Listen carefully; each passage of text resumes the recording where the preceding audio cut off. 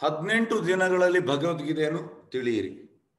ಈಗ 18 ದಿವಸದ ಭಗವದ್ಗೀತೆ ಕ್ಲಾಸ್ಗೆ ನೀವು ಬಂದಿದ್ದೀರಿ, ನಿಮ್ಗೆಲ್ಲರೂ ಒಳ್ಳೇದಾಗ್ಲಿ. ಮತ್ತೆ ಇದನ್ನು ಪ್ರಾಯೋಜಿಸುವವರು ಇಸ್ಕಾನ್ ರಾಧಾ ಗೋವಿಂದ್ ಮಂದಿರ, ಮಂಗಳೂರು. ಮಂಗಳೂರಿನಿಂದ ನಾವು ಇಸ್ಕಾನ್ ರಾಧಾ ಗೋವಿಂದ್ ಮಂದಿರದಿಂದ ನಾವು ಇದನ್ನು ನಿಮಗೆ ಪ್ರಾಯೋಜನ ಮಾಡ್ತಾ ಇದ್ದೇವೆ. ಓಕೆ, ಈಗ ಎಂತ ಅಂದ್ರೆ 18 ದಿವಸದಲ್ಲಿ ತಿಳಿಲಿಕ್ಕೆ ಕಷ್ಟ.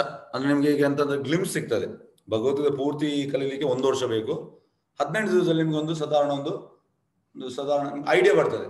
ಕೃಷ್ಣ ಮತ್ತೆ ಅರ್ಜುನನ ಸಂಭಾಷಣೆ ಬಗ್ಗೆ ನಿಮಗೆ ಐಡಿಯಾ ಬರ್ತದೆ. ಮತ್ತೆ ನೀವು ನಿಮ್ಮ ಡೀಪ್ ಸ್ಟಡಿ ಸ್ಟಾರ್ಟ್ ಮಾಡ್ಬೋದು. ಈ ಐಡಿಯಾ ನಿಮಗೆ ಒಮ್ಮೆ ಬಂದ್ರೆ ಮತ್ತೆ ನಿಮ್ಮ ಸ್ಟಡೀಸ್ ನೀವು ಸ್ಟಾರ್ಟ್ ಮಾಡ್ಬೋದು.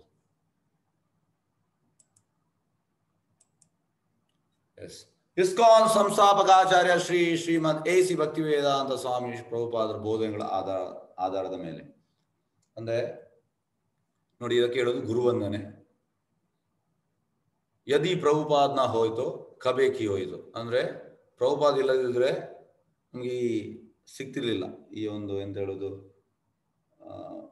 ಭಗವದ್ಗೀತೆ ಇಷ್ಟೊಂದು ಕರೆಕ್ಟ್ ಆದ ವ್ಯಾಖ್ಯಾನ ಮತ್ತೆ ಇದರ ಅರ್ಥ ಇದು ನಮ್ಗೆ ಸಿಗ್ತಿರ್ಲಿಲ್ಲ. ಹಾಗಾಗಿ ಆ ಪ್ರಭುಪಾದ್ಗೆ ನಾವು ವಂದನೆ ಸಲ್ಲಿಸಿ ಅವರ ಒಂದು ಕೊಡುಗೆ ಎಂತಾಗಿದೆ ಅಂದ್ರೆ ಅವರು ಕೊಟ್ಟ ಬೋಧನೆಗಳ ಪ್ರಕಾರ ನಾವು ಇಲ್ಲಿ ಹೇಳ್ತಾ ಇದ್ದೇವೆ. ಈಗ ನೋಡಿ, ತುಂಬಾ ಮಂದಿ ಭಾರತದಲ್ಲಿ 1000 ಸಂಸ್ಥೆಗಳು ಉಂಟು. ಎಲ್ಲರೂ ಹೇಳ್ತಾರೆ, ಪ್ರಭುಪಾದ ಹೇಳ್ತಾರೆ, ಎಲ್ಲರೂ ಬರೆಯುವುದೇ.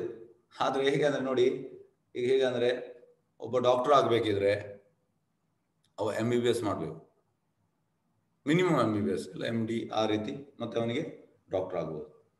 ಆದರೆ ಇಂಜಿನಿಯರ್ ಆಗಬೇಕಿದ್ರೆ ಅವ ಇಂಜಿನಿಯರಿಂಗ್ ಮಾಡಬೇಕು. ಈ ರೀತಿ ಎಲ್ಲ ಉಂಟು. ಇದು ಭೌತಿಕ. ಅದೇ ರೀತಿ ಇದು ಎಂತಾಗಿದೆ ಅಂದ್ರೆ ಕಲಿಯುಗದಲ್ಲಿ, ಇದು ಕಲಿಯುಗದ ಸಿಂಪ್ಟಮ್ಸ್ ಎಂತಾಗಿದೆ ಅಂದ್ರೆ ಎಲ್ಲರೂ ಬರೆಯುವುದು ಭಗವದ್ಗೀತೆ, ಅವನಿಗೆ ಆ ಕ್ವಾಲಿಫಿಕೇಶನ್ ಇಲ್ಲ. ಹಾಗಾಗಿ ಅವರ ಅಭಿಪ್ರಾಯ ಕೊಟ್ಟಿದ್ದಾರೆ. ನಾನು ಮೊದಲಿಗೆ ನಿಮ್ಗೆ ಹೇಳಿದ್ದೇನೆ 1000 ಸಂಸ್ಥೆಗಳುಂಟು.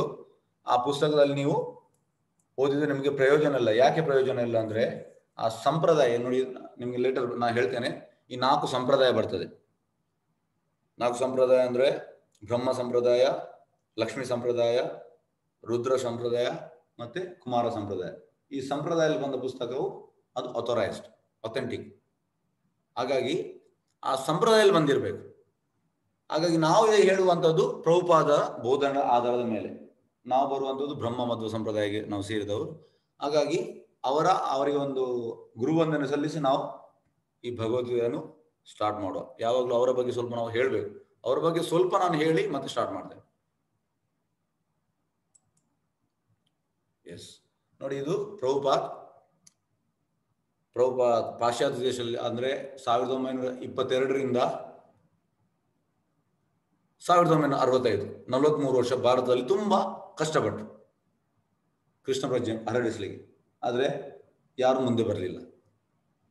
ಮತ್ತೆ ಕಡೆಗೆ ಅವರ ಗುರು ಹೇಳಿದ್ರು 70 ವರ್ಷ ಪ್ರಾಯದಲ್ಲಿ ಅವರು ಅಮೆರಿಕ ಹೋಗ್ತಾರೆ, ಮತ್ತೆ ಅಲ್ಲಿ ಅವರಿಗೆ ಸಕ್ಸಸ್ ಆಗ್ತದೆ. ಇದು ಅಲ್ಲಿದು ಜಗನ್ನಾಥ್ ರಥಯಾತ್ರೆ, ಅವರು ಪಾಶ್ಚಾತ್ಯ ದೇಶದಲ್ಲಿ ರಥಯಾತ್ರೆ ಸ್ಟಾರ್ಟ್ ಮಾಡ್ತಾರೆ. ಎಸ್, ಈಗ ಪ್ರಭುಪಾದ್ ಬಗ್ಗೆ ನಾವು ಹೇಳುವ ಮುಂಚೆ ಸ್ವಲ್ಪ ನಾವು ತಿಳಿಯುವ ಎಂತಂದ್ರೆ ನೋಡಿ, 2 ಟೈಪ್ ಜನರಿದ್ದಾರೆ. ಒಂದು ನಿತ್ಯ ಸಿದ್ಧ ಮತ್ತೆ ನಿತ್ಯ ಬದ್ಧ. ಪ್ರಭುಪಾದ್ ನಿತ್ಯ ಸಿದ್ಧ. ನಿತ್ಯ ಸಿದ್ಧರಂದ್ರೆ ಅವರನ್ನು ಕೃಷ್ಣ ಕಳಿಸುವುದು, ನೀನು ಹೋಗು ಈ ಎಲ್ಲಾ ಜೀವಿಗಳನ್ನು ಕರ್ಕೊಂಡು ಬಾ ಅಂತ ನನ್ನ ಕಡೆಗೆ. ಹಾಗಾಗಿ ಆ ನಿತ್ಯ ಸಿದ್ಧರದು ಲಕ್ಷಣ ಇರ್ತದೆ. ಅಂದ್ರೆ ನಾವು ಕೂಡ ಹೇಳ್ಬೋದು ನಾನು ಕೂಡ ನಿತ್ಯ ಸಿದ್ಧ, ಆದ್ರೆ ಫಲೇನ ಪರಿಚಯ ರಿಸಲ್ಟ್ ಅಲ್ಲಿ ಗೊತ್ತಾಗ್ತದೆ ಅಂತ ನಿತ್ಯ ಸಿದ್ಧ ಅಂತ. ನಿತ್ಯ ಸಿದ್ಧ ಅಂದ್ರೆ 24 ಗಂಟೆ ಕೃಷ್ಣನ ಸ್ಮರಣೆ, ಬೇರೆ ಯಾವ ಸ್ಮರಣೆ ಇಲ್ಲ. ಇದು ಅವರ ಬಾಲ್ಯದಲ್ಲಿ 5 ವರ್ಷ ಮಗುವಿದ್ದಾಗ ಅವರು ರಾಧಾ ಗೋವಿಂದ್, ಯಾಕಂದ್ರೆ ಅವರ ತಂದೆ ವೈಷ್ಣವರಾಗಿದ್ರು, ಆ ಪೂಜೆ ಎಲ್ಲ ಮಾಡ್ತಾ ಇದ್ರು. 1 ಗಂಟೆ ದೇವರನ್ನ ಹೀಗೆ ನೋಡಿದ್ರು ಅಂತ. ನೋಡಿ, ನಾವು ಎಲ್ಲಿಯಾದ್ರೂ ದೇವಸ್ಥಾನಕ್ಕೆ ಹೋದ್ರೆ ಎಷ್ಟು ನೋಡ್ತೇವೆ ನಾವು? ಈಗ ಜಸ್ಟ್ ಈಗ ನೋಡ್ತೇವೆ ಮತ್ತೆ ಬರ್ತೇವೆ. ಆದ್ರೆ ಇದು ನಿತ್ಯ ಸಿದ್ಧರ ಲಕ್ಷಣ. 1 ಗಂಟೆ. ಮತ್ತೆ ಲಾಸ್ಟ್ಗೆ ಅವರ ತಂದೆ ಹತ್ರ ಹೇಳಿದ್ರು, ಯಾಕೆಂದ್ರೆ ಅವರಿದ್ದದ್ದು ಕೋಲ್ಕತ್ತಾದಲ್ಲಿ. ಕೋಲ್ಕತ್ತಾಕ್ಕೆ ಈ ಜಗನ್ನಾಥ್ ಪುರಿಯಲ್ಲಿ ರಥಯಾತ್ರೆ ಆಗ್ತದೆ, ನಿಮ್ಗೆಲ್ಲರಿಗೂ ಗೊತ್ತಿರ್ಬೋದು, ತುಂಬಾ ಫೇಮಸ್. ಹಾಗಾಗಿ ತಂದೆ ಹತ್ರ ಹೇಳ್ತಾರೆ ರಥಯಾತ್ರೆ ಟೈಮಲ್ಲಿ ನಂಗೆ ಕೂಡ ರಥ ಬೇಕು. ಮತ್ತೆ ತಂದೆ ಅವರಿಗೆ ಒಂದು ರಥ ಮಾಡಿ ಕೊಡ್ತಾರೆ. ಅದರಲ್ಲಿ ಅವರು ನೋಡಿ ಎಲ್ಲ ಅವರ ಮನೆ ಹತ್ರದವರು ಎಲ್ಲರೂ ಸೇರಿಸಿ ಅವರು ರಥಯಾತ್ರೆ ಮಾಡ್ತಾ ಇದ್ದಾರೆ. ಮತ್ತೆ ಇದು ಅವರ ಗುರು ಶ್ರೀಲ ಭಕ್ತಿಸಿದ್ಧಾಂತ ಸರಸ್ವತಿ ಠಾಕೂರ್, ಅವರಿಗೆ ಹೆಸರು ಲಯನ್ ಆಚಾರ್ಯ ಅಂತ. ಅವರು ಆ ಟೈಮಲ್ಲಿ 64 ಮಠಗಳನ್ನು ಮಾಡಿದ್ದು, ತುಂಬಾ ಅಗ್ರೆಸಿವ್ ಭಾರತದಲ್ಲಿ. ಹಾಗಾಗಿ ಎಂತ ಆಗ್ತದೆ ಅಂದ್ರೆ, ಒಂದ್ ದಿವಸ ಪ್ರಭುಪಾದಿದು ಗೆಳೆಯ ಹೇಳ್ತಾನೆ, ನಾವು ಒಂದು ಸ್ವಾಮೀಜಿ ಇದ್ದಾರೆ, ಸ್ವಾಮೀಜಿ ಕಡೆ ಹೋಗುವ ಅಂತ. ಅದಕ್ಕೆ ಇವರು ಪ್ರಭುಪಾದ ಹೇಳ್ತಾರೆ, ನೋಡು ನನ್ನ ತಂದೆ ದೊಡ್ಡ ವೈಷ್ಣವ, ಅವರೆಂತ ಅಂದ್ರೆ ಎಲ್ಲ ಕಾವಿಯಲ್ಲಿ ಯಾರೆಲ್ಲ ಹಾಕ್ತಾರೆ, ಗಡ್ಡ ಬಿಡ್ತಾರೆ, ಅವರಿಗೆ ಊಟ ಹಾಕೋದು, ಕರೆದು ಊಟ ಹಾಕೋದು. ಇದು ಆಕ್ಚುಲಿ ಹಿಂದಿನ ಇದು ಟ್ರೆಡಿಷನಲ್ ಆಗಿತ್ತು. ಇದು ಅಂದ್ರೆ ಆಲ್ಮೋಸ್ಟ್ ಒಂದು 120 ವರ್ಷ ಹಿಂದೆ, ಹಾಗಾಗಿ ಆಲ್ಮೋಸ್ಟ್ 100 ವರ್ಷ ಹಿಂದೆ ಇವರು ಹೇಳಿದ್ರು, ಇಲ್ಲ ನಾನು ಬರುವುದಿಲ್ಲ, ನನಗೆ ಇಂಥವ್ರನ್ನ ನೋಡಿ ಸಾಕಾಗಿದೆ ಅಂತ. ಕೆಲವರೆಲ್ಲ ಹೇಗೆ ಅಂದ್ರೆ ಗಡ್ಡೆಲ್ಲ ಬಿಟ್ಟು ಗಾಂಜಾ ಎಳೆಯೋದು, ಸಿಗರೇಟ್ ಎಳೆಯೋದು, ಈ ರೀತಿ ಎಲ್ಲ ಇತ್ತು, ಬೀಡಿ ಎಲ್ಲ ಎಳೆಯೋದು. ಹಾಗಾಗಿ ಯಾರು ಪ್ಯೂರಿಟಿ ಇಲ್ಲ, ನಾನು ಬರುವುದಿಲ್ಲ ಅಂತ ಹೇಳ್ತಾರೆ ಇವರು. ಅದಕ್ಕೆ ಇವರ ಗೆಳೆಯ ಹೇಳ್ತಾನೆ, ನೀನು ಎಣಿಸಿದಾಗೆ ಈ ಸ್ವಾಮೀಜಿ ಅಲ್ಲ, ಈ ಸ್ವಾಮೀಜಿ ನೀನು ಒಮ್ಮೆ ಬಾ. ಪ್ರಭುಪಾದಾಗ ಈ ಗಾಂಧಿ ಮೂವ್ಮೆಂಟ್ ಅಲ್ಲಿ ಇದ್ರು, ಗಾಂಧೀಜಿ ಜೊತೆ ಎಂತ ಹೇಳುದು ಸ್ವಾತಂತ್ರ್ಯ ಹೋರಾಟದಲ್ಲಿ ಅವರು ಇದ್ರು ಪ್ರಭುಪಾದ್ 1922ರಲ್ಲಿ. ಮತ್ತೆ ಕಡೆಗೆ ಆ ಗೆಳೆಯನ ಹೊತ್ತಾಗಿ ಅವ್ರು ಹೇಳ್ತಾರೆ, ನೋಡು ನೀನು ಕರೆದದಕ್ಕೆ ನಾನು ಜಸ್ಟ್ ಬರ್ತೇನೆ, ಹೋಗ್ತೇನೆ. ಮತ್ತೆ ಹೋಗ್ತಾರೆ, ಹೋಗಿ ಇಷ್ಟು ಜಸ್ಟ್ ಒಂದು ದೂರದಲ್ಲಿ, ಎಷ್ಟೋ ಮೀಟರ್ ದೂರದಲ್ಲಿ ಈಗ ನೋಡ್ತಾರೆ, ನೋಡಿ ಅವರ ಗುರು ಹೇಳುದು ಅವರನ್ನು ನೋಡಿ, ನೀವು ಯೌವನಸ್ಥರು ಪಾಶ್ಚಾತ್ಯ ದೇಶದಲ್ಲಿ ಈ ಪ್ರಚಾರ ಮಾಡಬೇಕು ಫಸ್ಟಿಗೆ ನೋಡಿ. ಮತ್ತೆ ಪ್ರಭುಪಾದಿಗೆ ಅವರ ಮುಖದಲ್ಲಿ ಅಷ್ಟು ಗ್ಲೋ ಇತ್ತು, ಇಮಿಡಿಯೇಟ್ ಅಂದ್ರೆ ಅಲ್ಲಿ ಅವರು ಮೆಲ್ಟ್ ಆದ್ರಂತೆ ಪ್ರಭುಪಾದ್. ಮತ್ತೆ ಪ್ರಭುಪಾದ ಹತ್ತಿರ ಹೋಗಿ ಹೇಳ್ತಾರೆ, ಹಾಗೆ ಅವರು ಬ್ರಿಟಿಷ್ ಮೂವ್ಮೆಂಟ್ ಅಲ್ಲಿ ಇದ್ರು, ಸ್ವಾತಂತ್ರ್ಯ ಇದರಲ್ಲಿ ಹೋರಾಟದಲ್ಲಿ, ಮೊದಲು ಭಾರತಕ್ಕೆ ಸ್ವಾತಂತ್ರ್ಯ ಸಿಗ್ಬೇಕು. ಅದಕ್ಕೆ ಅವರ ಗುರು ಹೇಳ್ತಾರೆ, ಭಾರತಕ್ಕೆ ಸ್ವಾತಂತ್ರ್ಯ ಸಿಗ್ತದೆ ಹೋಗ್ತದೆ, ಕೃಷ್ಣ ಪ್ರಜ್ಞೆ ನಿಲ್ಲುವುದಿಲ್ಲ. ಕೃಷ್ಣ ಪ್ರಜ್ಞೆ ನೆಸೆಸಿಟಿ, ಬೇಸಿಕ್ ನೆಸೆಸಿಟಿ ಅಂದ್ರೆ ಅದು ಮೂಲಭೂತ. ಇದು ಎಂತಂದ್ರೆ ನಮ್ಗೆ ಈಗ ಆಹಾರ, ಮತ್ತೆ ನಮ್ಮ ಬಟ್ಟೆ, ಮತ್ತೆ ನಮ್ಗೆ ಇರ್ಲಿಕ್ಕೆ ಜಾಗ, ಅದು ಮೂಲಭೂತ ಸೌಕರ್ಯ. ಅದೇ ರೀತಿ ಕೃಷ್ಣ ಪ್ರಜ್ಞೆ ಕೂಡ ಮೂಲಭೂತ ಸೌಕರ್ಯ ಅಂತ ಅವರಿಗೆ ಹೇಳ್ತಾರೆ. ಮತ್ತೆ ಕಡೆಗೆ ಅವ್ರು ಹೇಳ್ತಾರೆ,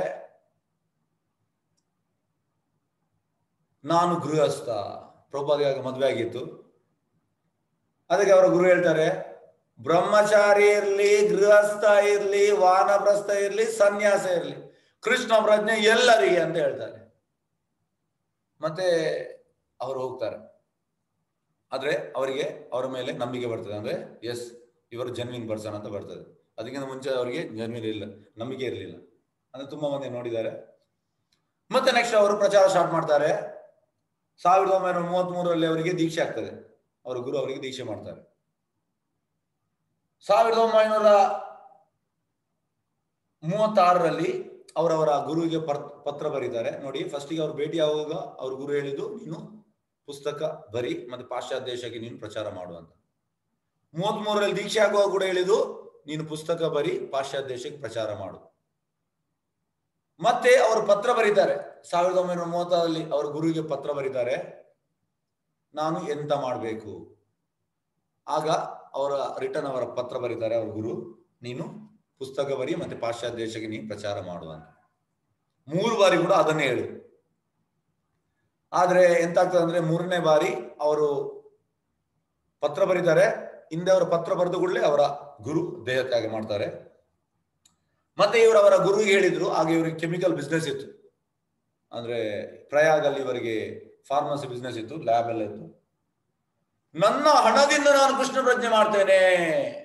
ಈಗ ನಮ್ಗೆ ಕೂಡ ಹೆಚ್ಚಿನವರಿಗೆ ಇದು ಇರ್ಬೋದು, ಎಂತಂದ್ರೆ ನಮ್ಗೆ ಸ್ವಲ್ಪ ಅನುಕೂಲ ಇದ್ರೆ ನನ್ನ ಅನುಕೂಲದಿಂದ ನಾನು ದೇವರಿಗೆ ಸೇವೆ ಮಾಡ್ತೇನೆ, ಇದು ಸಹಜವಾಗಿ ಇರ್ತದೆ. ಪ್ರಭುಪಾದ ಕೂಡ ಅದು ಇತ್ತು, ಅಂದ್ರೆ ಅವ್ರು ತುಂಬಾ ಒಂದು ಇನ್ಕಮ್ ಎಲ್ಲ ಒಳ್ಳೆ ಇತ್ತು ಅವರಿಗೆ. ಎಂತ ಆಯ್ತು, 1937ರಲ್ಲಿ ಅವರ ಫ್ಯಾಕ್ಟ್ರಿಗೆ ಬೆಂಕಿ ಹಿಡಿಯಿತು, ಮತ್ತೆ ಎಲ್ಲವೂ ಜನರು ಅದನ್ನು ಕದ್ದುಕೊಂಡು ಎಲ್ಲ ಕಳ್ಳತನೆಲ್ಲ ಆಯ್ತು. ಟೋಟಲಿ ಬೀದಿಗೆ ಬಂದ್ರು. ಇದೇಕೆಂದ್ರೆ ಕೃಷ್ಣನಿಗೆ ಯಾರಾದ್ರೂ ಬೇಕಿದ್ರೆ ಕೆಲವೊಮ್ಮೆ ಅವ ಎಲ್ಲವನ್ನು ಕಿತ್ಕೊಳ್ತಾನೆ, ಶುದ್ಧ ಭಕ್ತರನ್ನು ಮಾತ್ರ ನಾವು ಹಾಗೆ ತಿಳಿಬಾರ್ದು. ಹೇಗಂದ್ರೆ ಹೀಗೆ ಮಾಡಿದ್ರು. ಮತ್ತೆ ಅಲ್ಲಿಂದ ಪ್ರಭುಪಾದ ಸ್ಟಾರ್ಟ್ ಆಯ್ತು. ಅವರ ಗುರು ಹೇಳಿದನ್ನು ಅವರು ಮಾಡ್ಲಿಕ್ಕೆ ಸ್ಟಾರ್ಟ್ ಮಾಡಿದ್ರು. ಅದು ಅವರ ಚೇಂಜಸ್, ಅವರ ಜೀವನದಲ್ಲಿ ಚೇಂಜಸ್ ಆದದ್ದು ಅದೇ. 1937ರಲ್ಲಿ ಅವರ ಈ ಫ್ಯಾಕ್ಟ್ರಿಗೆ ಬೆಂಕಿ ಹಿಡಿಯಿತು, ಮತ್ತೆ ಎಲ್ಲ ಕಳ್ಳತನವಾಯಿತು, ಟೋಟಲ್ ಅವರು ರೋಡಿಗೆ ಬಂದರು. ಅಲ್ಲಿಂದ ಅವರು ಪ್ರಚಾರ ಸ್ಟಾರ್ಟ್ ಮಾಡಿದ್ರು. ಅವರ ಪ್ರಚಾರದಲ್ಲಿ ನೋಡಿ, ಇದು ಮರಳಿ ದೇವೋತ್ತಮ ನೆಡೆಗೆ, back to God and magazine. ಅವರು ಎಂತಂದ್ರೆ ಡೆಲ್ಲಿಗೆ ಹೋಗ್ತಾ ಇದ್ರು. 1944ರಲ್ಲಿ ಅವರು back to God and magazine start ಮಾಡಿದ್ರು. ಅವ್ರ ಪ್ರಶ್ನವ ಹೇಳ್ತಿದ್ದ, ಸ್ವಾಮೀಜಿ ನೀವ್ ಎಂತ ಮಾಡ್ತಿದ್ದೀರಿ, ನಿಮ್ಮ ಹತ್ರ ಹಣ ಇಲ್ಲ ಅಂದ್ರೆ, ಅವ್ರದ್ದು ಕೊಡ್ಲಿಕ್ಕೆ ಹಣ ಇಲ್ಲ, ಎಂತ ಮಾಡೋದು ಅಂದ್ರೆ ಫಸ್ಟ್ಗೆ ಪ್ರಿಂಟ್ ಮಾಡೋದು, ಅದೊಂದು ಸೇಲ್ ಮಾಡೋದು, ಸೇಲ್ ಮಾಡೋ ಹಣ ಸಿಕ್ಕಿದ ಕೂಡಲೇ ಅವನಿಗೆ ಕೊಡುದು. ಆಗ ಹೇಳ್ತಿದ್ದ, ನೀವು ಯಾಕೆ ಇದನ್ನು ಮಾಡ್ತಾ ಇದ್ದೀರಿ, ನಿಮ್ಗೆ ಬೇರೆ ಕೆಲಸ ಇಲ್ವಾ? ಇವ್ರು ಹೇಳ್ತಿದ್ರು, ನನ್ನ ಗುರು ಹೇಳಿದ್ದಾರೆ. ನೋಡಿ, ಗುರುವಿಗೆ ಶರಣಾಗತಿ ಅಂದ್ರೆ ಇದು. ಗುರು ಹೇಳಿದನ್ನು ಎಂತ ಇರ್ಲಿಲ್ಲ, ಅದು ಕೂಡ ಈ ರೀತಿ ಮಾಡ್ತಾ ಇದ್ರು. ಮತ್ತೆ ಕಡೆಗೆ 1965ರಲ್ಲಿ ಅವರು ಒಂದು ಹೆಂಗಸ ಹತ್ರ ಹೋಗಿ ಭೇಟಿಯಾದ್ರು. ಆಗ ಅವ್ರ ಹತ್ರ 40 ರೂಪಾಯಿ. ಅವ್ರು ಹೋಗಿ, ನನಗೆ ಅಮೆರಿಕಕ್ಕೆ ಹೋಗ್ಬೇಕು. ಆ ಹೆಂಗಸ ಹೇಳ್ತಾರೆ, ಸ್ವಾಮೀಜಿ ನಿಮ್ಗೆ 70 ವರ್ಷ ಪ್ರಾಯ ಆಗಿದೆ, ನೀವು ಅಲ್ಲಿ ಹೋಗಿ ಸಾಯ್ತೀರಿ, ನೀವು ಯಾಕೆ ಹೋಗ್ತಾ ಇದ್ದೀರಿ? ಯಾಕಂದ್ರೆ ಅಲ್ಲಿ ಸ್ನೋಫಾಲ್ ಎಲ್ಲ ಉಂಟು ಅಮೆರಿಕದಲ್ಲಿ, ಮತ್ತೆ ಆ ಹೋದ ಟೈಮ್ ಕೂಡ ಹಾಗೆ, ಇವರಿಗೆ ಪ್ರಾಯ ಕೂಡ ಆಗಿದೆ, ಮತ್ತೆ ಆ ಚಳಿ ನಮ್ಗೆ ಅಷ್ಟು ಅದ್ರ ಅಮೆರಿಕದ್ದು ಸೂಟ್ ಆಗುದಿಲ್ಲ ಕೆಲವರಿಗೆ. ಹಾಗಾಗಿ ಅವ್ರ ಹೆಂಗಸ ಹಾಗೆ ಹೇಳಿದ್ರು. ಆದ್ರೂ ಕೂಡ ಇವರು ಅಲ್ಲಿಂದ ಹೋಗ್ಲಿಲ್ಲ. ಬೆಳಗಿನ ಸಂಜೆ ತನಕ ಅವ್ರ ಹತ್ರ ಇದ್ರು. ಮತ್ತೆ ಲಾಸ್ಟ್ಗೆ ಅವರು ಹೆಂಗಸು ಕಾರ್ಗೋ ಶಿಪ್ ಅಲ್ಲಿ ಇವರಿಗೆ ವ್ಯವಸ್ಥೆ ಮಾಡಿಕೊಟ್ರು. ನೋಡಿ, ಕಾರ್ಗೋ ಶಿಪ್ ಅಲ್ಲಿ ಹೋಗುವುದು ತುಂಬಾ ಕಷ್ಟ. ಯಾಕಂದ್ರೆ ಕಾರ್ಗೋ ಶಿಪ್ ಅಲ್ಲಿ ನಿಮ್ಗೆ ಅಮೆರಿಕಕ್ಕೆ ಹೋಗ್ಲಿಕ್ಕೆ ಸಾಧಾರಣ 3 ತಿಂಗಳು ಹಿಡಿತದೆ. ಮತ್ತೆ ಈ ಸಮುದ್ರದಲ್ಲಿ ನಿಮಗೆ ಪೆಸಿಫಿಕ್ ಓಷನ್, ಅರೇಬಿಯನ್ ಸಿಯಲ್ಲೆಲ್ಲ ಪೆಸಿಫಿಕ್ ಓಷನ್ ಅಲ್ಲಿ ನಿಮ್ಗೆ ಅಲೆಗಳು ಜಾಸ್ತಿ.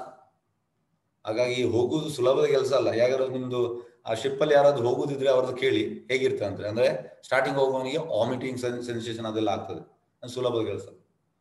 ಪ್ರಭುಪಾದ್ ಆಗಿ ಹೋಗುವಾಗ ಪ್ರಭುಪಾದ್ಗೆ 2 ಬಾರಿ ಹೃದಯಾಘಾತವಾಯ್ತು ಶಿಪ್ ಅಲ್ಲಿ.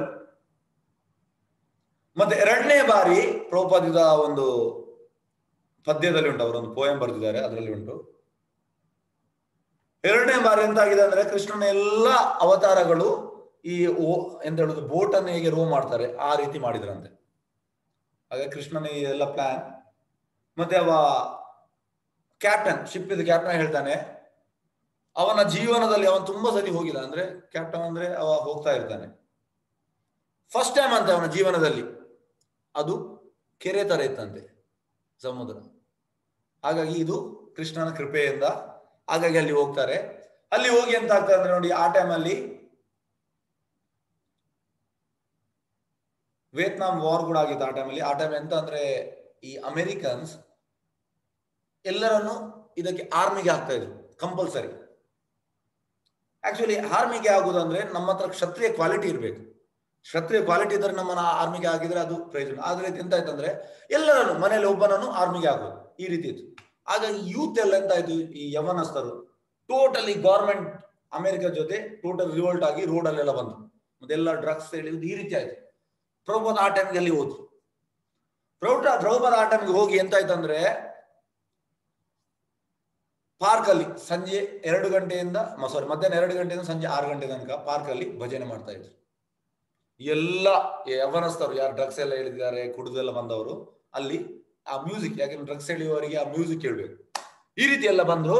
ಆ ಪ್ರಭುಪಾದ ಶುದ್ಧ ಕರೆ, ಯಾಕಂದ್ರೆ ಶುದ್ಧ ಭಕ್ತರು ಆ ಭಜನೆ ಮಾಡಿದ್ರೆ ಅದು ಭಗವಂತನ ಕರೆ, ಭಗವಂತ ಅಲ್ಲಿ ಬರ್ತಾನೆ. ಆದ್ರೆ ಎಂತ ಆಯ್ತು ಅಂದ್ರೆ, ಎಲ್ಲರೂ ಸೇರಿ ಅವರದ್ರಲ್ಲಿ ಮಗ್ನರಾದ್ರು.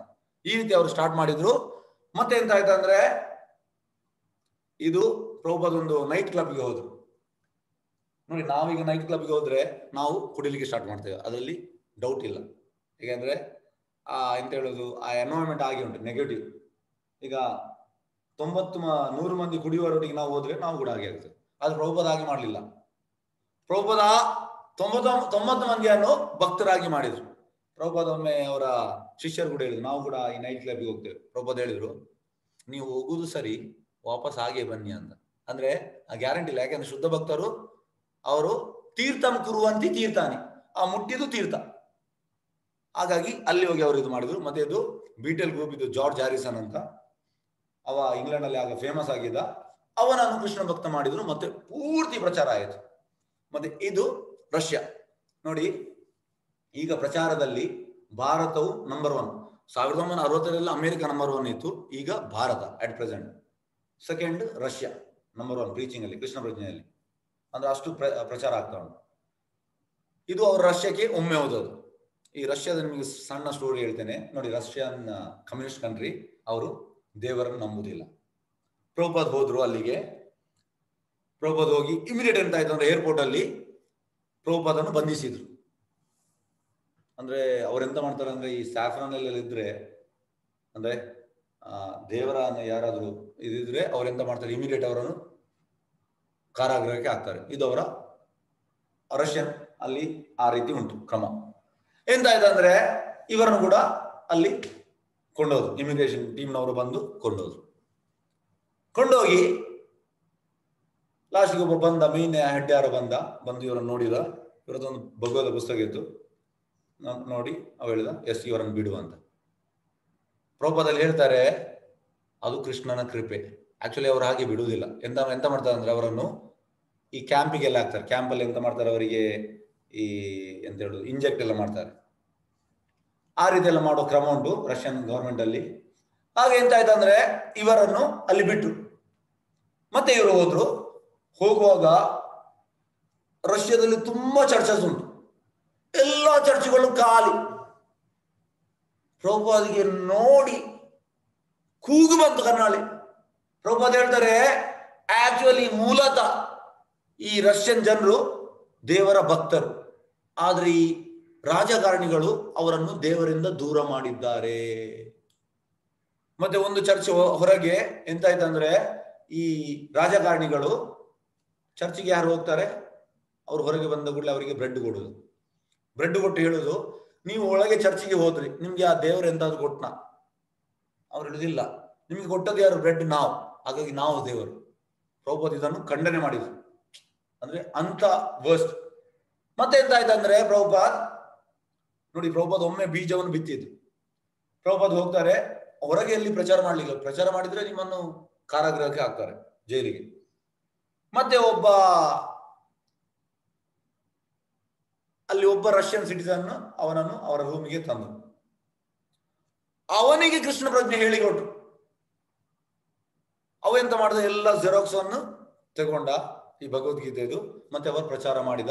ನಡುವಲ್ಲಿ ಎಂತಾಯ್ತು ಅಂದ್ರೆ ಅವನಿಗೆ ಈ ರಷ್ಯನ್ ಗವರ್ಮೆಂಟ್ಗೆ ಗೊತ್ತಾಯ್ತು. ಮತ್ತೆ ಅವನನ್ನು ಇದಕ್ಕೆ ಎಂತ ಹೇಳುದು ಕ್ಯಾಂಪಿಗೆಲ್ಲ ಹಾಕಿದ್ರು, ಅವನಿಗೆ ಇಂಜೆಕ್ಟ್ ಎಲ್ಲ ಮಾಡಿದ್ರು. ಆದ್ರೂ ಕೂಡ ಅವ್ರು ಬಿಡ್ಲಿಲ್ಲ ಕೃಷ್ಣ ಪ್ರಜ್ಞೆ.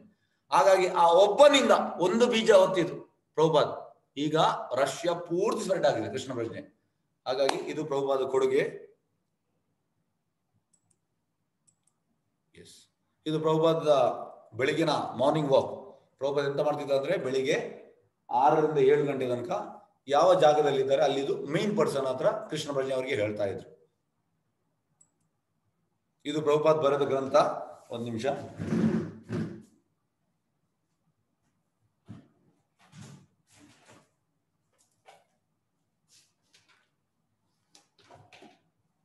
ಎಸ್ ನೋಡಿ, ನಿಮ್ಗೆ ಕೂಡ ಈ ಅಡ್ಮಿನ್ ಅವರು ನಿಮ್ಗೆ ಕಾಂಟ್ಯಾಕ್ಟ್ ಮಾಡಬಹುದು. ಈ ಪುಸ್ತಕ 3 ಪುಸ್ತಕ ಪ್ಲಸ್ ಈ ಜಪಮಾಲೆ 600 rupeesಗೆ ನಮ್ಮ ಇದರಲ್ಲಿ ಉಂಟು. ನಿಮ್ಗೆ ಯಾರಿಗೆ ಬೇಕಿದ್ರೆ ನಿಮ್ಗೆ ತಗೊಳ್ಬಹುದು. ಯಾಕೆಂದ್ರೆ ಈ ಗ್ರಂಥ ಇದ್ದು ನೀವು ಕ್ಲಾಸಿಗೆ ಬಂದ್ರೆ ನಿಮಗೆ ತುಂಬಾ ಅದರಲ್ಲಿ ಅನುಕೂಲ ಉಂಟು. ಹಾಗಾಗಿ ಪ್ರಭುಪಾದ್ ಈ ಎಲ್ಲ ಗ್ರಂಥದಲ್ಲಿ ಹೇಳಿದ್ದಾರೆ. ಆ ಗ್ರಂಥವನ್ನು ನೀವು ಓದಿದ್ರೆ ನಿಮ್ಗೆ ಎಲ್ಲವೂ ತಿಳಿಯುತ್ತದೆ. ಎಸ್, ಇದು ಪ್ರಭುಪಾದ್, ಇದು ಮರಳಿ ದೇವೋತ್ತಮ ನಡೆಗೆ, back to God magazine. Yes ನೋಡಿ, ಪ್ರಭುಪಾದ್ ಈ ಎಂತ ಹೇಳುದು 12 ವರ್ಷದಲ್ಲಿ 1965 ರಿಂದ 77 ತನಕ ಪೂರ್ತಿ ವಿಶ್ವಕ್ಕೆ 14 ಬಾರಿ ಹೋಗಿದ್ದಾರೆ 12 ವರ್ಷದಲ್ಲಿ. ಇದು ನಮ್ಮ ರಾಧಾ ಗೋವಿಂದ್ ದೇವರು ಮಂಗಳೂರಿದು. ಆ ರಾಧಾ ಗೋವಿಂದ್ ನಿಮ್ಗೆಲ್ಲರಿಗೂ ಅನುಗ್ರಹ ಮಾಡಲಿ. ನೀವು ಭಗವದ್ಗೀತೆಗೆ ಬಂದಿದ್ದೀರಿ, ನಿಮ್ಗೆ ಒಳ್ಳೇದಾಗ್ಲಿ ಅಂತ ನಾನು ರಾಧಾ ಗೋವಿಂದ ಹತ್ರ ಪ್ರಾರ್ಥಿಸ್ತಾ ಇದ್ದೇನೆ. ಹರೇ ಕೃಷ್ಣ. ಎಸ್, ಮಂಗಳೂರಿದು ಅಡ್ರೆಸ್ ಶ್ರೀ ರಾಧಾ ಗೋವಿಂದ್ ದೇವಸ್ಥಾನ, ತಾರೆತೋಟ ರಸ್ತೆ, ಖದ್ರಿ ಟೋಲ್ಗೇಟ್, ಮಂಗಳೂರು. ನಮ್ಮ ದೇವಾಲಯದ ಅಧ್ಯಕ್ಷರು his grace Namanishra Das, BTech IIT Kanpur. ಅವರ ಮಾರ್ಗದರ್ಶನ ನಾವು ಮಾಡ್ತಾ ಇದ್ದೇವೆ. ಮತ್ತೆ ನಮ್ಮ ಇದು ಮೇಲ್ ಐ ಡಿ iskonmangalore.com, ಮತ್ತೆ ಯೂಟ್ಯೂಬ್ ಅಲ್ಲಿ ಕೂಡ ನೀವು ನೋಡಬಹುದು ನಾಮನಿಷ್ಠ ದಾಸ. ಎಸ್, ಭಗವದ್ಗೀತೆ ನಮ್ಮ ಎಲ್ಲಾ ಸಮಸ್ಯೆಗಳ ಉತ್ತರಗಳನ್ನು ಹೊಂದಿರುವ ಮಹಾಕಾವ್ಯವಾಗಿದೆ. ಇದನ್ನು ಮಹಾತ್ಮ ಗಾಂಧಿಯವರು ಆಧ್ಯಾತ್ಮ ನಿಘಂಟು ಎಂದು ಪರಿಗಣಿಸಿದರು ಮತ್ತು ಇದು ಗ್ರಹದಾದ್ಯಂತ ಅನೇಕ ನಾಯಕರಿಗೆ ಸ್ಫೂರ್ತಿಯ ಪುಸ್ತಕವಾಗಿದೆ. ನೋಡಿ, ಯಾರಾದ್ರೂ ನೀವು ಸಕ್ಸಸ್ಫುಲ್ ಪರ್ಸನ್ ಯಾರಿಗೆ ಅವ್ರದ್ದು ಹೋಗಿ ಕೇಳಿ, ಅವ್ರು ಹೇಳೋದು ನಾನು ಭಗವದ್ಗೀತೆ ಓದಿ ನಾನು ಮೇಲೆ ಬಂದದ್ದು. ಹಾಗಾಗಿ ನೀವು ಆ ಭಗವದ್ಗೀತೆ ಕಲೀಲಿಕ್ಕೆ ಬಂದಿದ್ದೀರಿ, ನಿಮ್ಗೆ ಎಲ್ಲರಿಗೂ ಒಳ್ಳೇದಾಗ್ಲಿ. ಎಸ್, ಇದು ಗಾಂಧೀಜಿ ಗೀತೆ ಅಧ್ಯಯನ ಮಾಡುವವರಿಗೆ ಅದರಿಂದ ದಿನನಿತ್ಯ ನವೋಲ್ಲಾಸ ಮತ್ತು ನವ ಅರ್ಥಗಳು ಹೊರಹೊಮ್ಮುತ್ತದೆ. ಇದು ಐನ್ಸ್ಟೀನ್ ಪ್ರಭುಪಾದ್. ನೋಡಿ, ಪ್ರಭುಪಾದ್ ಯಾವಾಗಲೂ ಈ ಐನ್ಸ್ಟೀನ್, ನ್ಯೂಟನ್ ಅಂತ ಸೈಂಟಿಸ್ಟ್ನವರನ್ನು ಬಗ್ಗೆ ಹೇಳ್ತಾರೆ. ಯಾಕೆಂದ್ರೆ ಅವರೆಲ್ಲ ದೇವರ ಭಕ್ತರು. ಈಗಿನ ಸೋಕಾಲ್ಡ್ ಸೈಂಟಿಸ್ಟ್ನವರು ಅವರು ಎಲ್ಲರೂ ನಾಸ್ತಿಕರು. ಹಾಗಾಗಿ ಐನ್ಸ್ಟೀನ್ ಅಂತ ಹೇಳ್ತಿದ್ದಾನೆ, ನಾನು ಭಗವದ್ಗೀತೆ ಓದಿದಾಗ ಮತ್ತು ದೇವರು ಈ ಬ್ರಹ್ಮಾಂಡವನ್ನು ಹೇಗೆ ಸೃಷ್ಟಿಸಿದ್ದಾನೆ ಎಂದು ಪ್ರತಿಬಿಂಬಿಸಿದಾಗ ಉಳಿದಂತೆ ಎಲ್ಲವೂ ಅತಿಯಾದದ್ದು ಎಂದು ತೋರುತ್ತದೆ. ಅಂದ್ರೆ ಅವನಿಗೆ ನಂಬಿಕೆ ಇತ್ತು ಭಗವದ್ಗೀತೆ ಮೇಲೆ. ಎಸ್, ಒಂದು ನಿಮಿಷ. ಇಸ್ಕಾನ್ ಭಗವದ್ಗೀತೆ ಯಥಾರೂಪ ಯಾಕೆ? ಮುರಿದ ಕೇಬಲ್ನೊಂದಿಗೆ ನೀವು ಅದನ್ನು ಚಾರ್ಜ್ ಮಾಡಿದರೆ ಫೋನ್ ಹಾನಿಯಾಗುತ್ತದೆ. ಸರಿಯಾದ ಡೇಟಾ ವರ್ಗಾವಣೆ ಇದನ್ನು ಬಳಸಲಾಗುವುದಿಲ್ಲ. ಇದು ಮೂಲ ಮತ್ತು ರಿಸರ್ವರ್ ನಡುವಿನ ಸಂಪರ್ಕದ ಕೊರತೆಯಿಂದಾಗಿ. ಅದೇ ರೀತಿ ಕೃಷ್ಣನ ಸಂದೇಶವು ಶಿಸ್ತಿನ ಉತ್ತರಾಧಿಕಾರಿಯಾದ ಮುರಿಯದ ಸರಪಳಿಯ ಮೂಲಕ ಬರಬೇಕು. ನೋಡಿ, ಇದಕ್ಕೆ ಹೇಳೋದು ಎಂತಂದ್ರೆ ಕರೆಕ್ಟ್ ಆಗಿ ಪರಂಪರೆಯಲ್ಲಿ ಬಂದಂತ. ಹೇಗಂದ್ರೆ ನೋಡಿ, ಪ್ರಭುಪಾದ್ ಈ 12 ವರ್ಷದಲ್ಲಿ ತುಂಬಾ ಪ್ರಚಾರ, ಅಂದ್ರೆ 108 ದೇವಸ್ಥಾನ ಮಾಡಿದ್ರು. ಆಗ ಒಮ್ಮೆ ನ್ಯೂಸ್ ನೋಡು, ಅಮೆರಿಕದಲ್ಲಿ ಪ್ರಭುಪಾದ ಹತ್ರ ಬಂದು ಓಡಿ ಬಂದು, ಪ್ರಭುಪಾದ ಸ್ವಾಮೀಜಿ ನೀವೆಂತ ಮ್ಯಾಜಿಕ್ ಮಾಡಿದ್ದೀರಿ, ನೀವೇನು ಮ್ಯಾಜಿಕ್ ಮಾಡಿದ್ರಿ? ಪ್ರಭುಪಾದ ಹೇಳಿದ್ರು, ನಾನೇನು ಮ್ಯಾಜಿಕ್ ಮಾಡಲಿಲ್ಲ. ಅಲ್ಲ ಸ್ವಾಮೀಜಿ, ನೀವು 10 ವರ್ಷದಲ್ಲಿ 108 ದೇವಸ್ಥಾನ ಕಟ್ಟಿದ್ದೀರಿ, ಲಕ್ಷಗಟ್ಟಲೆ ಭಕ್ತರನ್ನು ಮಾಡಿದ್ದೀರಿ, ಇದು ಮ್ಯಾಜಿಕ್ ಅಲ್ವಾ? ಇಲ್ಲಪ್ಪ, ನಾನೇನು ಮ್ಯಾಜಿಕ್ ಮಾಡಲಿಲ್ಲ. ನೀವು ಮತ್ತೆ ಈ ಪುಸ್ತಕವನ್ನು ಬರೆದಿದ್ದೀರಿ. ಮೇಡಮ್, ಇದು ನಾನು ಬರ್ದದಲ್ಲ, ಕೃಷ್ಣ ಬರ್ದದ್ದು. ಅಂದ್ರೆ ಕೃಷ್ಣ ಹೇಗೆ ಹೇಳಿದಾನೆ ಹಾಗೆ ಗುರು ಪರಂಪರೆಯಲ್ಲಿ ಬಂದಿದೆ. ಉಳಿದ ತುಂಬಾ ಸಂಸ್ಥೆಗಳುಂಟು, ಅವರ ಅಭಿಪ್ರಾಯ ಕೊಟ್ಟಿದ್ದಾರೆ. ಪ್ರಭುಪಾದ್ ಯಾವಾಗಲೂ ಹೇಳ್ತಾರೆ ಇದು ಕೃಷ್ಣನ ಅಭಿಪ್ರಾಯ, ಅಂದ್ರೆ ಯಥಾರೂಪ ಅಂದ್ರೆ ಕೃಷ್ಣ ಹೇಗೆ ಹೇಳಿದಾನೆ ಹಾಗೆ. ಹಾಗಾಗಿ ಇದು ಮುಖ್ಯ. ನೋಡಿ, ಇಲ್ಲಿ ಗುರು ಪರಂಪರೆ ಬರೋದು ಪ್ರಭುಪಾದ್ ಗುರು, ಅವರ ಗುರು, ಈಗ ನಾರದ, ಇದು ಬ್ರಹ್ಮ, ಈಗ ಕೃಷ್ಣ. ಈ ರೀತಿ ಆ ಗುರು ಪರಂಪರೆಯಲ್ಲಿ ಬರ್ತದೆ. ಹಾಗಾಗಿ ಯಾವಾಗಲೂ ಆ ಗುರು ಪರಂಪರೆ ಇಲ್ಲದ, ಸಂಪ್ರದಾಯ ಇಲ್ಲದ ಪುಸ್ತಕ ಅದ್ರಲ್ಲಿ ನಿಮ್ಗೆ ಪ್ರಯೋಜನವಿಲ್ಲ. ಗೀತೆ ಒಂದು ವಿಶಾಲವಾದ ಪುಸ್ತಕ. ಗೀತೆಯ ವ್ಯವಸ್ಥಿತ ಅಧ್ಯಯನವು ಸುಮಾರು 1 ವರ್ಷ ತೆಗೆದುಕೊಳ್ಳುತ್ತದೆ. ಅಂದ್ರೆ ನೀವು ಡೀಟೇಲ್ ಆಗಿ ಒಂದೊಂದು ಶ್ಲೋಕ ಎಲ್ಲ ಕಲಿತರೆ ನಿಮ್ಗೆ 1 ವರ್ಷ ಬೇಕಾಗ್ತದೆ. 18 ದಿನಗಳಲ್ಲಿ ನಾವು ಅದನ್ನು ಮಾಡಲು ಸಾಧ್ಯವಿಲ್ಲ. 18 ದಿನದಲ್ಲಿ ಡೀಟೇಲ್ ಸ್ಟಡಿ ಮಾಡ್ಲಿಕ್ಕೆ ಸಾಧ್ಯವಿಲ್ಲ. ಆದ್ದರಿಂದ ನಾವು ಕೃಷ್ಣ ಮತ್ತು ಅರ್ಜುನ ನಡುವಿನ ಆಲೋಚನೆಗಳ ಅರಿವಿನಂತೆ ಗಮನ ಹರಿಸ್ತಾ ಇದ್ದೇವೆ. ಅಂದ್ರೆ ಅವರ ಥಾಟ್ ಫ್ಲೋ, ಕೃಷ್ಣ ಮತ್ತು ಅರ್ಜುನರ ಥಾಟ್ ಫ್ಲೋ ಕಡೆ ನಾವು ಇದು ಮಾಡಿ. ಉದ್ದೇಶ ಗೀತೆ ಆಳವಾದ ಅಧ್ಯಯನಕ್ಕೆ ಒಂದನ್ನು ಸಿದ್ಧಪಡಿಸುವುದು. ಈಗ ನೀವು 18 ದಿವಸ ಇದನ್ನು ನೀವು ಕ್ಲಾಸಿಗೆ ಬಂದ್ರೆ ಮತ್ತೆ ನಿಮ್ಗೆ ಭಗವದ್ಗೀತೆ ಓದ್ಬೋದು. ಅಂದ್ರೆ ನಿಮಗೆ ಒಂದು ಐಡಿಯಾ ಸಿಗ್ತದೆ ಎಂತ ಅಂತ. ಅರ್ಜುನನ ವಿಸ್ಮಯ ಮತ್ತು ಭ್ರಮೆಯ ನೋಟವು ಕೃಷ್ಣನ ವ್ಯವಸ್ಥೆ ಎಂದು ತಿಳಿಯಬೇಕು.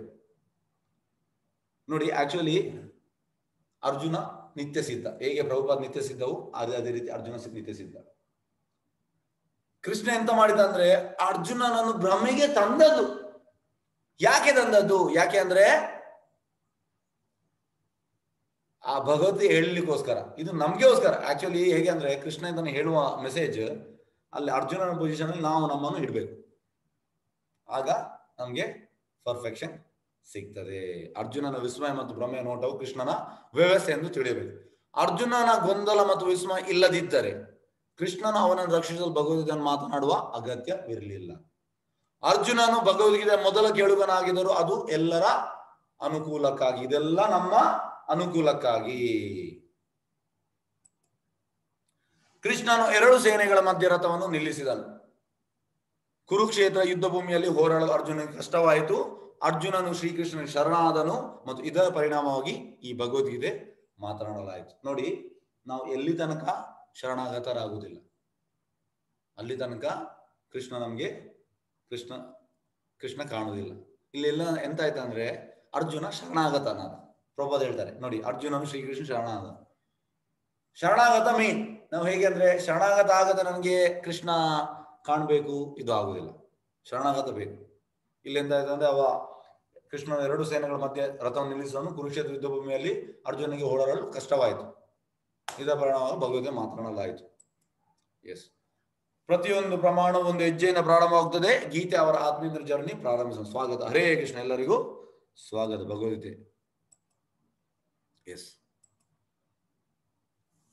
ಸರ್ವ ಉಪನಿಷದ್ ಗಾವೋ ದೋಗ್ಧ ಗೋಪಾಲ ನಂದನ ಪಾರ್ಥೋ ವತ್ಸ ಸುಧೀರ್ ಭೋಕ್ತ ದುಗ್ಧಂ ಗೀತಾಮೃತಂ ಮಾತ್. ಎಲ್ಲ ಉಪನಿಷತ್ಗಳು ಹಸುವಿನಂತೆ ಮತ್ತು ಹಸುವಿನ ಹಾಲು ಕರೆಯುವವರು ನಂದನ ಮಗ ಭಗವಾನ್ ಶ್ರೀಕೃಷ್ಣ. ಅರ್ಜುನನು ಕರು, ಗೀತೆ ಸುಂದರವಾದ ಮಕರಂದ ಹಾಲು ಮತ್ತು ಉತ್ತಮ ಆಸ್ತಿಕ ಬುದ್ಧಿಯ ಅದೃಷ್ಟ ಭಕ್ತರು ಈ ಹಾಲನ್ನು ಕುಡಿಯುವರು ಮತ್ತು ಆನಂದಿಸುವರು. ನೋಡಿ ಈ ಶ್ಲೋಕ ಎಂತ ಹೇಳ್ತಾರೆ ಅಂತಂದ್ರೆ ಎಲ್ಲ ಉಪನಿಷತ್ತುಗಳು ಹಸು ಇದ್ದಾಗೆ. ಇದು ಕೂಡ ಈ ಉಪನಿಷತ್ತಿನ ಬಂದಿದೆ ಭಗವದ್ಗೀತೆ. ಮತ್ತೆ ಹಸುವಿನ ಹಾಲು ಕರೆಯುವವ ಕೃಷ್ಣ ಗೊಲ್ಲ, ಅರ್ಜುನ ಕರು, ಗೀತೆಯು ಸುಂದರವಾದ ಮಕರಂದ ಹಾಲು ಅದರಲ್ಲಿ ಬಂದದ್ದು. ಮತ್ತೆ ನೀವೆಲ್ಲರೂ ಇಲ್ಲಿ ಯಾರು ಬಂದಿದ್ದೀರಿ, ನೀವು ಹಾಲನ್ನು ಕುಡಿಲಿಕ್ಕೆ ಬಂದಿದ್ದೀರಿ. ಆಸ್ತಿಕ ಬುದ್ಧಿಯ ನೋಡಿ, ನೀವೆಲ್ಲ ಒಳ್ಳೆ ಬುದ್ಧಿಯವರು, ಆಸ್ತಿಕ ಬುದ್ಧಿಯ ಅದೃಷ್ಟ ಭಕ್ತರು ಈ ಹಾಲನ್ನು ಕುಡಿಯುವರು ಮತ್ತು ಆನಂದಿಸುವವರು. ಅರ್ಜುನ ವಿಷಾದ ಯೋಗ ನೋಡಿ ಹೇಗೆಂದ್ರೆ ಮೊದಲ ಅಧ್ಯಾಯ ತುಂಬಾ ಸಣ್ಣದು, ಇದರಲ್ಲಿ ಜಾಸ್ತಿ ಹೇಳಿಕ್ಕಿಲ್ಲ. ಎರಡನೇ ಅಧ್ಯಾಯದಿಂದ ತುಂಬಾ ಶ್ಲೋಕಗಳುಂಟು, ನಿಮಗೆ ಡೀಟೇಲ್ ಆಗಿ ನಾವು ಹೇಳ್ತೇವೆ. ತುಂಬಾ ಶ್ಲೋಕಗಳು, ಇದರಲ್ಲಿ ಜಾಸ್ತಿ ಶ್ಲೋಕ ಇಲ್ಲ, ಇಂಪಾರ್ಟೆಂಟ್ ಶ್ಲೋಕ ನಾವು ತೆಗೆದೇವೆ. ಮತ್ತೆ ಎಂತ ಮಾಡಿದ್ದೇವೆ ಅಂದ್ರೆ ಕೆಲವೊಂದು 8-10 ಶ್ಲೋಕದು ಒಂದೊಂದು ವರ್ಡ್ ತೆಗೆದಿದ್ದೇವೆ ಅಷ್ಟೇ, ಅಂದ್ರೆ ಅದರಲ್ಲಿ ನಿಮಗೆ ಡೀಟೇಲ್ ಕೊಟ್ಟಿದ್ದೇವೆ. ಹಾಗಾಗಿ ಮೊದಲ ಅಧ್ಯಾಯದಲ್ಲಿ ಜಾಸ್ತಿ ಇಲ್ಲ, ಸೆಕೆಂಡ್ ಅಧ್ಯಾಯದಲ್ಲಿ ಕೃಷ್ಣ ಬರ್ತಾನೆ, ಅಂದ್ರೆ ಅಲ್ಲಿಂದ ಸ್ಟಾರ್ಟ್ ಆಗ್ತದೆ ನಿಜವಾಗಿ ಭಗವದ್ಗೀತೆ. ಹಾಗಾಗಿ ಅಲ್ಲಿ ನಾವು ತುಂಬಾ ಡೀಟೇಲ್ ಶ್ಲೋಕವನ್ನು ಹೇಳಿದ್ದೇವೆ. ಎಸ್, ಅರ್ಜುನ ವಿಷಾದ ಯೋಗ, ಅರ್ಜುನನ ದುಃಖದ ಯೋಗ. ಎಸ್, ಈಗ ನೋಡಿ ಈ 3 ದೃಶ್ಯ ವಿಭಿನ್ನ ಪ್ರತಿಕ್ರಿಯೆಗಳು.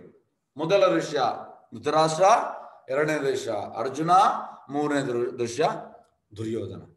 ಧೃತರಾಷ್ಟ್ರ ಅಂತ ಅಂದ್ರೆ ಆಚಾರ್ಯ ಹೇಳ್ತಾರೆ ತಮೋಗುಣ. ಒಬ್ಬ ಧೃತರಾಷ್ಟ್ರನಿಂದ ಇಡೀ ಯುದ್ಧವಾಯಿತು, ಯಾಕೆಂದ್ರೆ ಅವನಿಗೆ ಅಸೂಯೆ. ಆಕ್ಚುಲಿ ನೋಡಿ, ಎಲ್ಲರೂ ಕೌರವರು, ಪಾಂಡವರು ಇವೆಂತ ಮಾಡಿದಂದ್ರೆ ಆ ಪಾಂಡು ಪುತ್ರರಾದ ಕಾರಣ ಇವರನ್ನು ಪಾಂಡವರಂತ ಸಪರೇಟ್ ಮಾಡಿದ್ರು. ಆಕ್ಚುಲಿ ಇವರು ಕೂಡ ಕೌರವರೇ, ಆದ್ರೆ ಖಾಲಿ ಒಂದು ಧೃತರಾಷ್ಟ್ರನ ಅಸೂಯೆಯಿಂದ ಎಂತೆಲ್ಲ ಆಯ್ತು ನೋಡಿ. ಅಂದ್ರೆ ನನ್ನ ಮಕ್ಕಳು, ನನ್ನ ರಾಜ್ಯ. ಈಗ ಕಲಿಯುಗದಲ್ಲಿ ಕೂಡ ಪ್ರಭುಪಾದ ಹೇಳ್ತಾರೆ ಎಂತಂದ್ರೆ ದ್ವಾಪರ ಯುಗದಲ್ಲಿ ಒಬ್ಬ ಧೃತರಾಷ್ಟ್ರ ಇದ್ದ, ಈಗ ಎಲ್ಲಾ ಮನೆಯಲ್ಲಿ ಒಬ್ಬೊಬ್ಬ ಧೃತರಾಷ್ಟ್ರ ಇದ್ದಾರೆ. ಅಂದ್ರೆ ಹೇಗಂದ್ರೆ ಅಸೂಯೆ ಹೋಗ್ಬೇಕು. ಪ್ರಭುಪಾದ ಹೇಳ್ತಾರೆ ಎಲ್ಲಿ ತನಕ ನಮಗೆ ಅಸೂಯೆ ಉಂಟು ಅಲ್ಲಿ ತನಕ ನಮಗೆ ಕೃಷ್ಣ ಸಿಗುವುದಿಲ್ಲ. ಅಸೂಯೆ ಕಂಪ್ಲೀಟ್ ಹೋಗ್ಬೇಕು. ಅಸೂಯೆ ಅಂದ್ರೆ ಯಾವುದೇ ಅಸೂಯೆ ಇರಬಾರ್ದು. ಎಲ್ಲ ಯುದ್ಧ ಸ್ಟಾರ್ಟ್ ಆದ್ರು ಅಸೂಯೆಯಿಂದ. ನೋಡಿ ಈಗ ನೋಡಿ ಕಲಿಯುಗದಲ್ಲಿ ಅಲ್ಲಿ ಅಲ್ಲಿ ಅಲ್ಲಿ ಅಲ್ಲಿ ಯಾರಿಗೂ ಶಾಂತಿ ನೆಮ್ಮದಿ ಇಲ್ಲ. ಯಾಕಂದ್ರೆ ಒಬ್ಬರು ನೋಡಿದ್ರೆ ಇನ್ನೊಬ್ಬರಿಗೆ ಆಗುದಿಲ್ಲ. ಎಷ್ಟೋ ನೋಡಿ ಈ ಲ್ಯಾಂಡ್, ಈ ಜಾಗದು ನೀವು ಹೋಗಿ ಕೋರ್ಟಲ್ಲಿ ಹೋಗಿ ಜಡ್ಜ್ ಅಂತ ಕೇಳಿ, ಯಾಕಂದ್ರೆ ಒಂದು ಲಾಯರ್ ಹೇಳಿದ್ದಾರೆ ತುಂಬಾ ಕೇಸ್ ಬರ್ತದೆ ಲ್ಯಾಂಡ್ ಡಿಸ್ಪ್ಯೂಟ್. ಎಲ್ಲ ಅಂದ್ರೆ ಅಣ್ಣ ತಮ್ಮ, ಅಕ್ಕ ತಂಗಿ ಒಟ್ಟಿಗೆ ಇದ್ದವರು, ಅಂದ್ರೆ ಜಾಗ ಬರುವಾಗ ಇನ್ನೊಬ್ರದ್ದು ಕುತ್ತಿಗೆ ಇಡ್ಲಿಕ್ಕೆ ರೆಡಿ, ಒಂದೇ ಹೊಟ್ಟೆಯಲ್ಲಿ ಹುಟ್ಟಿದವರು. ಹಾಗಾಗಿ ಈ ಅಸೂಯೆ ಹೋಗ್ಬೇಕು. ಅಸೂಯೆ ಇದ್ರೆ ನಮಗೆ ಕೃಷ್ಣ ಸಿಗುವುದಿಲ್ಲ. ಹಾಗಾಗಿ ಈ ಧೃತರಾಷ್ಟ್ರನಿಂದ ಎಲ್ಲ ಯುದ್ಧ ಸ್ಟಾರ್ಟ್ ಆಯ್ತು. ಇವ ತಮೋಗುಣ ಅಂತ ಆಚಾರ್ಯರು ಹೇಳ್ತಾರೆ. ಎರಡನೇದು ಅರ್ಜುನನಿಗೆ ಆಚಾರ್ಯರು ಸತ್ವಗುಣ. ನೋಡಿ ಜೀವನ ಪೂರ್ತಿ ಕಷ್ಟ ಕೊಟ್ಟದ್ದು ಯಾರು? ಧೃತರಾಷ್ಟ್ರ ಮತ್ತೆ ದುರ್ಯೋಧನ, ಅವರ ಫುಲ್ ಫ್ಯಾಮಿಲಿ. ಆದ್ರೂ ಕೂಡ ಈಗ ಅವನಿಗೆ ಯುದ್ಧ ಬೇಡ ಅಂತ ಆಗ್ತಾನ. ಇದಕ್ಕೆ ನೀವು ಎಂತ ಹೇಳ್ತೀರಿ?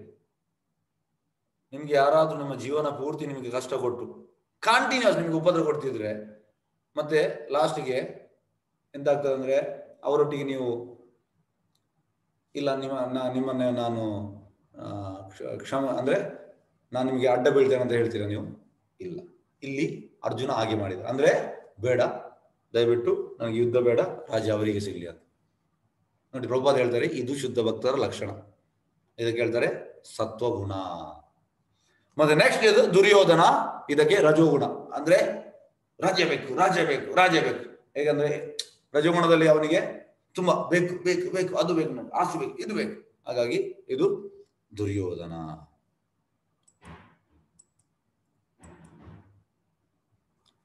ಈಗ ಮೊದಲ ಶ್ಲೋಕ, ಧೃತರಾಷ್ಟ್ರ ಉವಾಚ ಧರ್ಮಕ್ಷೇತ್ರೇ ಕುರುಕ್ಷೇತ್ರೇ ಸಮಾವೇತಾಯುತ್ಸವ ಮಾಮಕ ಪಾಂಡವಶ್ಚೈವ ಕಿಂ ಅಕುರ್ವತ ಸಂಜಯ.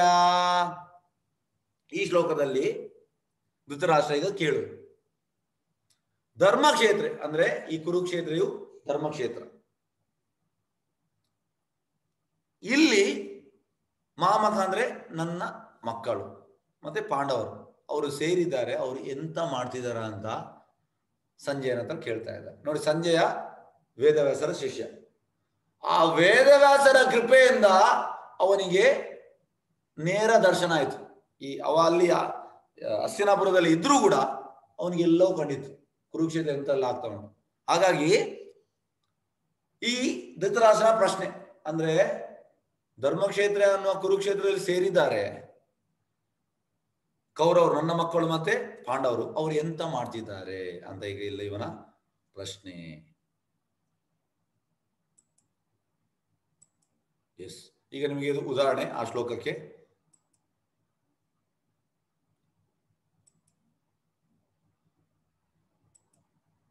ಎಸ್ ನೋಡಿ, ಈಗ ಉದಾಹರಣೆ ಅಂತಂದ್ರೆ ಫಸ್ಟ್ ಇದು ಹಾಲು ಕುದಿಯುವಂಥದ್ದು, ಇದಕ್ಕೆ ಧರ್ಮಕ್ಷೇತ್ರ ಅಂತ ನಾವು ಕೊಟ್ಟಿದ್ದೇವೆ ಮೀನಿಂಗ್.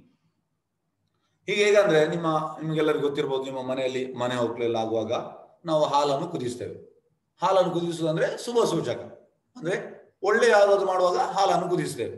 ಅದೇ ರೀತಿ ಧರ್ಮಕ್ಷೇತ್ರ ಅಂದ್ರೆ ಈ ಹಾಲು ಕುದಿಯುವುದು, ಅದಕ್ಕೆ ಎಕ್ಸಾಂಪಲ್ ಕೊಡ್ಬೋದು. ಎರಡನೇದು ಮಾಮಕ ಪಾಂಡವ ಅಂದ್ರೆ ಈಗ ಹಾಲಿಗೆ ನೀವು ಲಿಂಬೆಯನ್ನು ಹಿಂಡಿದ್ರೆ ಎಂತಾಗ್ತದೆ, ಹಾಲು ಒಡೆಯುತ್ತದೆ. ಅದೇ ಈ ಧೃತರಾಷ್ಟ್ರ ಎಂತ ಮಾಡಿದ್ದು, ಆಕ್ಚುಲಿ ಪಾಂಡವರು ಕೂಡ ಅವರ ಫ್ಯಾಮಿಲಿ ಒಟ್ಟಿಗೆ, ಅವರು ಆಕ್ಚುಲಿ ಕೌರವರೇ. ಆದ್ರೂ ಎಂತ ಮಾಡಿದ, ಇವ ಲಿಂಬೆಯನ್ನು ಹಿಂಡಿದ, ಅವರನ್ನು ಸಪರೇಟ್ ಮಾಡಿದ, ಕೌರವರು ಪಾಂಡವರು ಅಂತ ಸಪರೇಟ್ ಮಾಡಿದ. ಮತ್ತೆ ಲಾಸ್ಟ್ ಇದು ಕಿಂ ಅಕೃವತ ಅಂದ್ರೆ ನೋಡಿ, ಈಗ ನಾವು ಹಾಲಿಗೆ ಲಿಂಬೆಯನ್ನು ಹಿಂಡಿದ್ರೆ ಅದರಲ್ಲಿ ರಸಗುಲ್ಲ ಆಗ್ತದೆ. ಈಗ ಕೇಳುವ ಪ್ರಶ್ನೆ ಎಂತ ಅಂದ್ರೆ, ಪಾಂಡವರು ಮತ್ತೆ ಕೌರವರು ಸೇರಿದ್ದಾರೆ, ಎಂತ ಮಾಡ್ತಿದ್ದಾರೆ ನೋಡಿ. ಯುದ್ಧದಲ್ಲಿ ಯಾರಾದ್ರೂ ಸೇರಿದ್ರೆ ಎಂತ ಮಾಡ್ತಾರೆ, ಯುದ್ಧ ಮಾಡಲೇಬೇಕು. ಹಾಗೆ ಆಚಾರ್ಯ ಪ್ರಭುಪಾದ ಹೇಳ್ತಾರೆ, ಅವನ ಮೂರ್ಖ ಪ್ರಶ್ನೆ. ಧೃತರಾಷ್ಟ್ರ ಮೂರ್ಖ ಜನರದ್ದು ಯಾವಾಗಲೂ ಮೂರ್ಖ ಪ್ರಶ್ನೆ ಇರ್ತದೆ. ಹಾಗಾಗಿ ಇಬ್ಬರು ಸೇರಿದ್ದಾರೆ, ಎಂತ ಮಾಡ್ತಿದ್ದಾರೆ. ಈಗ ಹೇಗಂದ್ರೆ, ಇದಕ್ಕೆ ಉದಾಹರಣೆ ಹೇಗಂದ್ರೆ, ಈಗ ನಿಮ್ಮ ಮನೆಯಲ್ಲಿ ಯಾರು ನೆಂಟರು ಬರ್ತಾರೆ, ನೆಂಟರು ಬರುವಾಗ ನೀವು ಅವರಿಗೆ ಸ್ವೀಟ್ ಕೊಡ್ತೀರಿ. ಯಾವ ನೆಂಟರು ಇಮಿಡಿಯೇಟ್ ಬಕ ಬಕ ತಿನ್ನೋದಿಲ್ಲ, ಅಂದ್ರೆ ಇಡ್ತಾರೆ, ಸ್ವಲ್ಪ ಹೊತ್ತಿನ ಸ್ವಲ್ಪ ಸ್ವಲ್ಪ ತಿಂತಾರೆ. ನೀವು ಹೋಗಿ ಅವರ ಹತ್ರ ಹೋಗಿ, ನಾನು ಸ್ವೀಟ್ ಕೊಟ್ಟೆ ಹೇಗುಂಟು, ನೀವು ಕೊಟ್ಟ ಮೇಲೆ ಅವರು ತಿಂದೇ ತಿಂತಾರೆ, ನೀವು ಅದು ಕೇಳುವುದು ಸರಿಯಲ್ಲ. ಅದೇ ರೀತಿ ಇಲ್ಲಿ ಇವರ ಕೂಡ ಪ್ರಶ್ನೆ ಎಂತ ಅಂದ್ರೆ, ಯುದ್ಧದಲ್ಲಿ ಸೇರಿದ ಮೇಲೆ ಯುದ್ಧ ಆಗ್ತದೆ, ಆದ್ರೆ ಇವನ ಮೂರ್ಖತನದ ಪ್ರಶ್ನೆ ಅಂತ ಇಲ್ಲಿ ಆಚಾರ್ಯರು ಹೇಳ್ತಾ ಇದ್ದಾರೆ. ಆಚಾರ್ಯರೇ, ನಿಮ್ಮ ಚತುರ ಶಿಷ್ಯನಾದ ದ್ರುಪದನ ಮಗನು ಕೌಶಲದಿಂದ ವ್ಯಹಾರೂಪವಾಗಿ ರಚಿಸಿರುವ ಈ ಪಾಂಡವ ಸೈನ್ಯವನ್ನು ನೋಡಿ. ಇಲ್ಲಿ ಇದಕ್ಕೆ ಈ ದುರ್ಯೋಧನ, ಇದು ದ್ರೋಣಾಚಾರ್ಯ. ಹೇಗೆ ಅಂದ್ರೆ ಪ್ರಭುಪಾದ ಹೇಳ್ತಾರೆ, ನಮ್ಗೆ ಯಾವಾಗ್ಲೂ ಒಂದು ಎಟಿಕೇಟ್ ಇರ್ಬೇಕು. ಎಟಿಕೇಟ್ ಅಂದ್ರೆ ನಾವೊಂದು ನಮ್ಮ ತಂದೆ ತಾಯಿಗೆ, ಗುರು ಯಾರು ನಮ್ಮ ಶಿಕ್ಷಕರಿಗೆ, ಗುರುಗಳಿಗೆ ನಾವು ರೆಸ್ಪೆಕ್ಟ್ ಕೊಡ್ಬೇಕು. ಇದು ಬೇಸಿಕ್. ಇದೆಂತ ಇದಕ್ಕೆ ಹೇಳುದು ನೀತಿ ಶಿಕ್ಷಣ. ಇದನ್ನು ನಾವು ಕಲೀಲಿದ್ರೆ ನಾವು ಜೀವನದಲ್ಲಿ ಮುಂದೆ ಹೋಗ್ಲಿಕ್ಕೆ ಆಗುದಿಲ್ಲ. ಅದೇ ರೀತಿ ಇಲ್ಲಿ ದುರ್ಯೋಧನನಿಗೆ ಅದು ಇರ್ಲಿಲ್ಲ. ಎಂತಾಯ್ತದ ನೋಡಿ, ದ್ರುಪದ ಮತ್ತೆ ದ್ರೋಣಾಚಾರ್ಯರಿಗೆ ಸಣ್ಣ ಒಂದು ಈ ಜಟಪಟಿ ಆಗ್ತದೆ. ಆ ಜಟಪಟಿಲಿ ಎಂತ ಮಾಡ್ತಾನೆ ಅಂದ್ರೆ, ದ್ರುಪದ ಸ್ವಲ್ಪ ತಪಸ್ ಮಾಡ್ತಾನೆ. ತಪಸ್ ಮಾಡಿದ ಮೇಲೆ ಅವನಿಗೆ ಒಂದು ವರ ಸಿಗ್ತದೆ. ಎಂತ ವರ? ಅವನಿಗೆ ಒಂದು ಮಗ ಹುಡ್ತಾನೆ. ಆ ಮಗ ದ್ರೋಣಾಚಾರ್ಯನ ಕೊಲ್ಲುವುದು ಅಂತ ಅದು ನಿಶ್ಚಯವಾಗ್ತದೆ. ಹಾಗಾಗಿ ದ್ರೋಣಾಚಾರ್ಯಗೆ ಇದು ಗೊತ್ತಾಯ್ತು, ಗೊತ್ತುಂಟು. ದ್ರುಪದ ಎಂತ ಮಾಡ್ತಾನೆ, ಧೃಷ್ಟದ್ಯುಮ್ನನನ್ನು ದ್ರೋಣಾಚಾರ್ಯ ಬಳಿಗೆ ವಿದ್ಯೆಗೆ ಕಲಿಸ್ತಾನೆ. ನೋಡಿ, ಈಗ ನಮ್ಮನ್ನು ಯಾರಾದ್ರೂ ಕೊಲ್ಲುವುದಂತ ನಮ್ಗೆ ಗೊತ್ತಿತ್ತು, ನಾವು ಅವರಿಗೆ ಶಿಕ್ಷಣ ಕೊಡ್ತೇವಾ? ಇಲ್ಲ, ನಾವು ಕೊಡ್ಲಿಕ್ಕೆ ಅಲ್ಲ, ನಾವು ಅವನಿಗೆ ಶಾಪ ಇಡ್ಲಿಕ್ಕೆ ಸ್ಟಾರ್ಟ್ ಮಾಡ್ತೇವೆ. ಹಾಗೆ ಇದೆ. ಮತ್ತೆ ನಾವು ಹೇಗಾದ್ರೂ ಅವನನ್ನು ಕೊಲ್ಲಿಕ್ಕೆ ಇದು ಮಾಡ್ತೇವೆ. ಆದ್ರೆ ಪ್ರಭುಪಾದ ಹೇಳ್ತಾರೆ ಇದು ಬ್ರಾಹ್ಮಣನ ಗುಣ. ಇಲ್ಲಿ ಪ್ರಭುಪಾದ ಹೊಗಳ್ತಾರೆ ದ್ರೋಣಾಚಾರ್ಯ ಇದು ಗುಣ ಅಂತ. ಹಾಗಾಗಿ ಆ ಗೊತ್ತಿದ್ದು ಅವನಿಗೆ ವಿದ್ಯೆ ಕಲಿಸ್ತಾರೆ ಧೃಷ್ಟದ್ಯುಮ್ನನಿಗೆ. ಇದನ್ನು ದುರ್ಯೋಧನ ಮಿಸ್ಯೂಸ್ ಮಾಡ್ತಾ ಇದ್ದಾನೆ. ಈಗ ಹೇಳ್ತಾನೆ, ನೋಡು ನೀನು ವಿದ್ಯೆ ಕಲಿಸಿದೆಯಲ್ಲ ಧೃಷ್ಟದ್ಯುಮ್ನನಿಗೆ, ಅವ ಈಗ ಪಾಂಡವರ ಜೊತೆ ಸೇರಿ ಅಲ್ಲಿ ಯುದ್ಧವನ್ನು ಸೇರಿಸಿದಾನೆ, ಜನರನ್ನು ಸೇರಿಸಿದಾನೆ. ಹಾಗಾಗಿ ನೀನು ಎಂತ ಮೂರ್ಖ ಅಂತ ಹೇಳ್ತಿದ್ದಾನೆ. ಪ್ರಭುಪಾದ ಹೇಳ್ತಾರೆ ಇದು ಶಿಷ್ಯನ ಗುಣವಲ್ಲ. ದುರ್ಯೋಧನ ಶಿಷ್ಯನಾಗ್ಲಿಕ್ಕೆ ಅರ್ಹತೆ ಇಲ್ಲ ದ್ರೋಣಾಚಾರ್ಯ. ಯಾಕೆಂದ್ರೆ ಗುರುವನ್ನ ಈ ರೀತಿ ನಿಂದಿಸಬಾರ್ದು. ಎಸ್ ನೋಡಿ, ಹೇಗೆ ನೋಡಿ, ಕಣ್ಣು ಹೇಗೆ ಮಾಡಿ ನೋಡ್ತಾ ಇದೆ ನೋಡಿ. ಯಾರಾದ್ರೂ ನೋಡ್ಬೋದಾ ಗುರುವನ್ನ ಈ ರೀತಿ? ಟೋಟಲಿ ನಮ್ಮ ಅಹಂಕಾರ ತೋರಿಸ್ತದೆ. ದೊಡ್ಡದು ಮಾಡಿ ನೋಡ್ತಾ ಇದ್ದಾನೆ ಕಣ್ಣು. ಎಸ್. ಸಘೋಷೋದಾತರಾಷ್ಟ್ರಾನಾಂ ಹೃದಯಾನಿ ವ್ಯಧಾರಯಾತ್ ನಾಭಶ್ಚ ಪೃಥ್ವೀಂ ಚೈವ ತುಮುಲೋ ಅಭಯಾನುನಾದಯಾನ್. ಈ ಶಂಖಗಳ ನಾದದಿಂದ ತುಮುಲ ಉಂಟಾಯಿತು. ಭೂಮಿ ಮತ್ತು ಆಕಾಶಗಳಲ್ಲಿ ಪ್ರತಿಧ್ವನಿಯನ್ನು ಮಾಡುತ್ತಾ ಅದು ಕೌರವರ ಹೃದಯಗಳನ್ನು ಚೂರು ಚೂರು ಮಾಡಿತು. ಎಂತ ನೋಡಿ, ಈ ಕೃಷ್ಣ ಮತ್ತೆ ಪಾಂಡವರು ಶಂಖವನ್ನು ಊದುವಾಗ ಎಲ್ಲ ಕೌರವರು ಅಲ್ಲಿಯೇ ಸೋಲನ್ನು ಒಪ್ಪಿದ್ರಂತೆ. ಅಂದ್ರೆ ಪ್ರಭುಪಾದ ಹೇಳ್ತಾರೆ ಪ್ಯೂರಿಟಿ ಇಸ್ ದ ಫೋರ್ಸ್. ನೀವು ಸತ್ಯ ಧರ್ಮದ ದಾರಿಯಲ್ಲಿದ್ರೆ ನಿಮ್ಗೆ ಜಯ ಖಂಡಿತ, ಅದರಲ್ಲಿ ಒಂದು ಮಾತು ಇಲ್ಲ. ಇವರ ಹತ್ರ ಪ್ಯೂರಿಟಿ ಇತ್ತು ಪಾಂಡವರ ಹತ್ರ. ಹಾಗಾಗಿ ಆ ಪ್ಯೂರಿಟಿಯಲ್ಲಿ ಅವರು ಶುದ್ಧ. ಅವರು ಶಂಖವನ್ನು ಊದುವಾಗ ಇವರ ಹೃದಯ ಎಲ್ಲ ಚೂರು ಚೂರು ಆಯ್ತು ಕೌರವರು. ಅವರು ಅಲ್ಲಿ ಎಸ್ ನಾವು ಸೋಲ್ತೇವೆ ಅಂತ ಅವ್ರು ಒಪ್ಪಿದ್ರಂತ. ಹಾಗಾಗಿ ಈ ಶ್ಲೋಕ ಅದನ್ನು ಹೇಳ್ತಾ ಉಂಟು. ಎಸ್ ನೋಡಿ, ಇದು ಎಲ್ಲ ಶ್ಲೋಕ ನಾವು ತೆಗೆದು ಒಂದು ಆಲ್ಮೋಸ್ಟ್ ಒಂದು 8-10 ಶ್ಲೋಕದಿಂದ ನಾವು ತೆಗೆದು ಒಂದೊಂದು ಸೆಂಟೆನ್ಸ್ ಇಲ್ಲಿ ಕೊಟ್ಟಿದ್ದೇವೆ, ಪಾಯಿಂಟ್ಸ್ ಕೊಟ್ಟಿದ್ದೇವೆ. ಅದನ್ನು ನಿಮ್ಗೆ ಈಗ ನಾವು ತಿಳಿಸ್ತೇವೆ.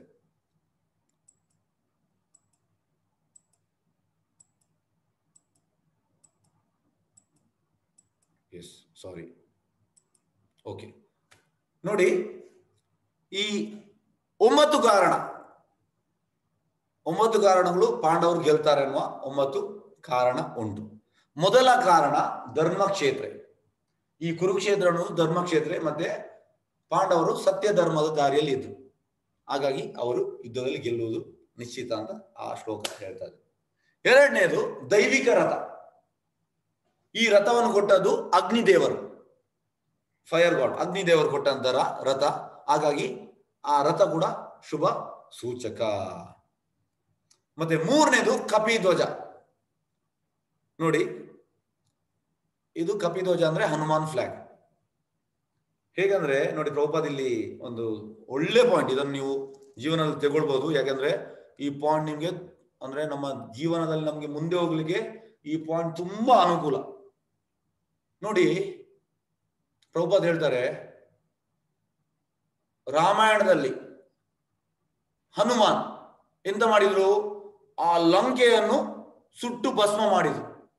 ಮೇನ್ ಹನುಮಾನ್ದಿಂದಲೇ ಆ ಲಂಕಾ ವಿಜಯ ಆಯ್ತು. ಅಂತ ಹನುಮಾನ್ ಈ ದ್ವಾಪರ ಯುಗದಲ್ಲಿ, ಏಕೆಂದ್ರೆ ಈ ಕೃಷ್ಣ ಬೇರೆ ಅಲ್ಲ, ಈ ರಾಮನೇ. ಆದ್ರೂ ಕೂಡ ಒಂದು ಟೈಮಲ್ಲಿ ನೋಡಿ, ಈಗ ನಮ್ಮನ್ನು ಯಾರಾದ್ರೂ ಒಂದು ಒಳ್ಳೆ ಸೇವೆಗೆ ನಮ್ಮನ್ನು ಹಾಕಿ, ಈಗ ಹೇಗಂದ್ರೆ ನೋಡಿ, ಆಕ್ಚುಲಿ ಸೇವೆಯಲ್ಲಿ ಎಲ್ಲ ಸೇವೆ ಒಂದೇ. ಅದು ಫಸ್ಟ್ ಆಫ್ ಆಲ್ ನಾನು ತಿಳಿಬೇಕು. ಎಂತಂದ್ರೆ ಸೇವೆಯಲ್ಲಿ ದೊಡ್ಡದು ಕೆಟ್ಟದಿಲ್ಲ. ಹೇಗಂದ್ರೆ ಈಗ ದೇವಸ್ಥಾನದಲ್ಲಿ ಗುಡಿಸುವವ ಮತ್ತೆ ಪೂಜೆ ಮಾಡುವವ, ಅಡಿಗೆ ಮಾಡುವವ ಎಲ್ಲರಿಗೂ ಸೇಮ್, ಪಾತ್ರ ಎಲ್ಲರಿಗೂ ಸೇಮ್ ಕೃಷ್ಣನ ಇದರಲ್ಲಿ. ಅದನ್ನು ನಾವು ತಿಳಿಬೇಕು.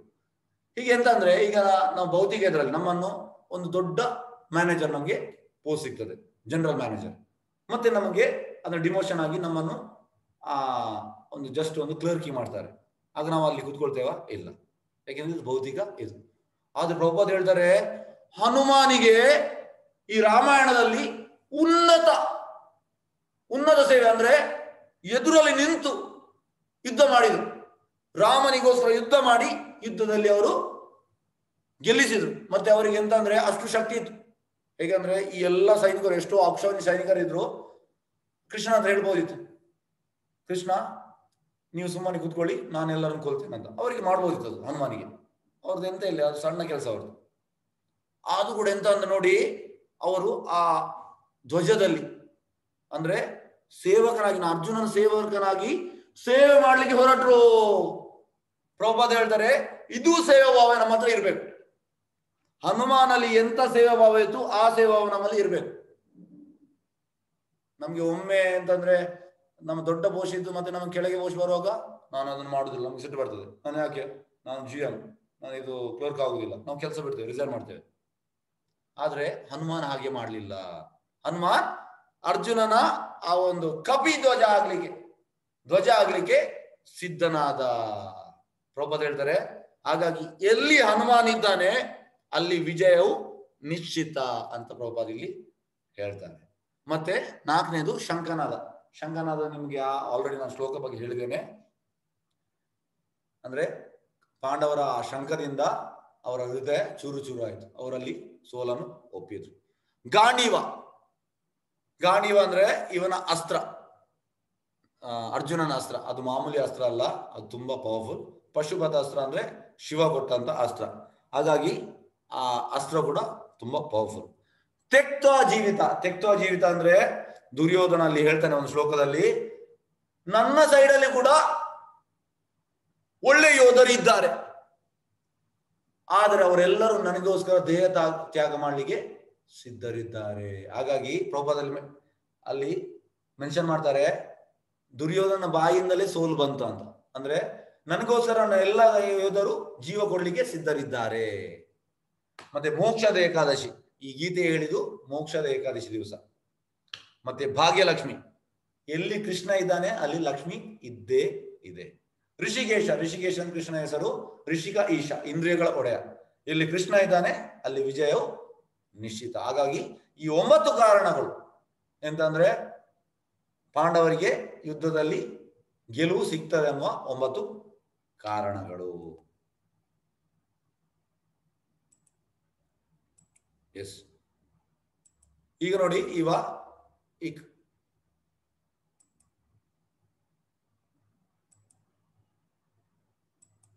ಎಸ್ 4 ಕಾರಣ ಕೊಡ್ತಾನೆ ಯುದ್ಧ ಮಾಡುವುದಿಲ್ಲ ಅಂತ. ಇದು ಒಂದೊಂದು ಶ್ಲೋಕದಲ್ಲಿ ನಾವು ತೆಗೆದದ್ದು.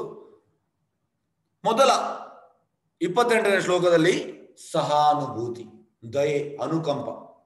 ಅವ ಹೇಳ್ತಾನೆ ನಾನು ಯುದ್ಧ ಮಾಡುವುದಿಲ್ಲ, ನನಗೆ ನನ್ನ ಕೌರವರ ಮೇಲೆ, ಅವರು ನಮ್ಮದೇ ಫ್ಯಾಮಿಲಿ, ಹಾಗಾಗಿ ನನಗೆ ಅವರ ಮೇಲೆ ಅನುಕಂಪ ಸಹಾನುಭೂತಿ ಉಂಟು, ದಯೆ. ನಾನು ಯುದ್ಧ ಮಾಡುವುದಿಲ್ಲ ಕೃಷ್ಣ, ನಾನು ಯುದ್ಧ ಮಾಡುವುದಿಲ್ಲ, ಅವರು ನಮ್ಮವರೇ, ಅವರನ್ನು ನಾನು ಕೊಲ್ಲುವುದಿಲ್ಲ ಅಂತ ಅರ್ಜುನ ಹೇಳ್ತಿದ್ದಾನೆ.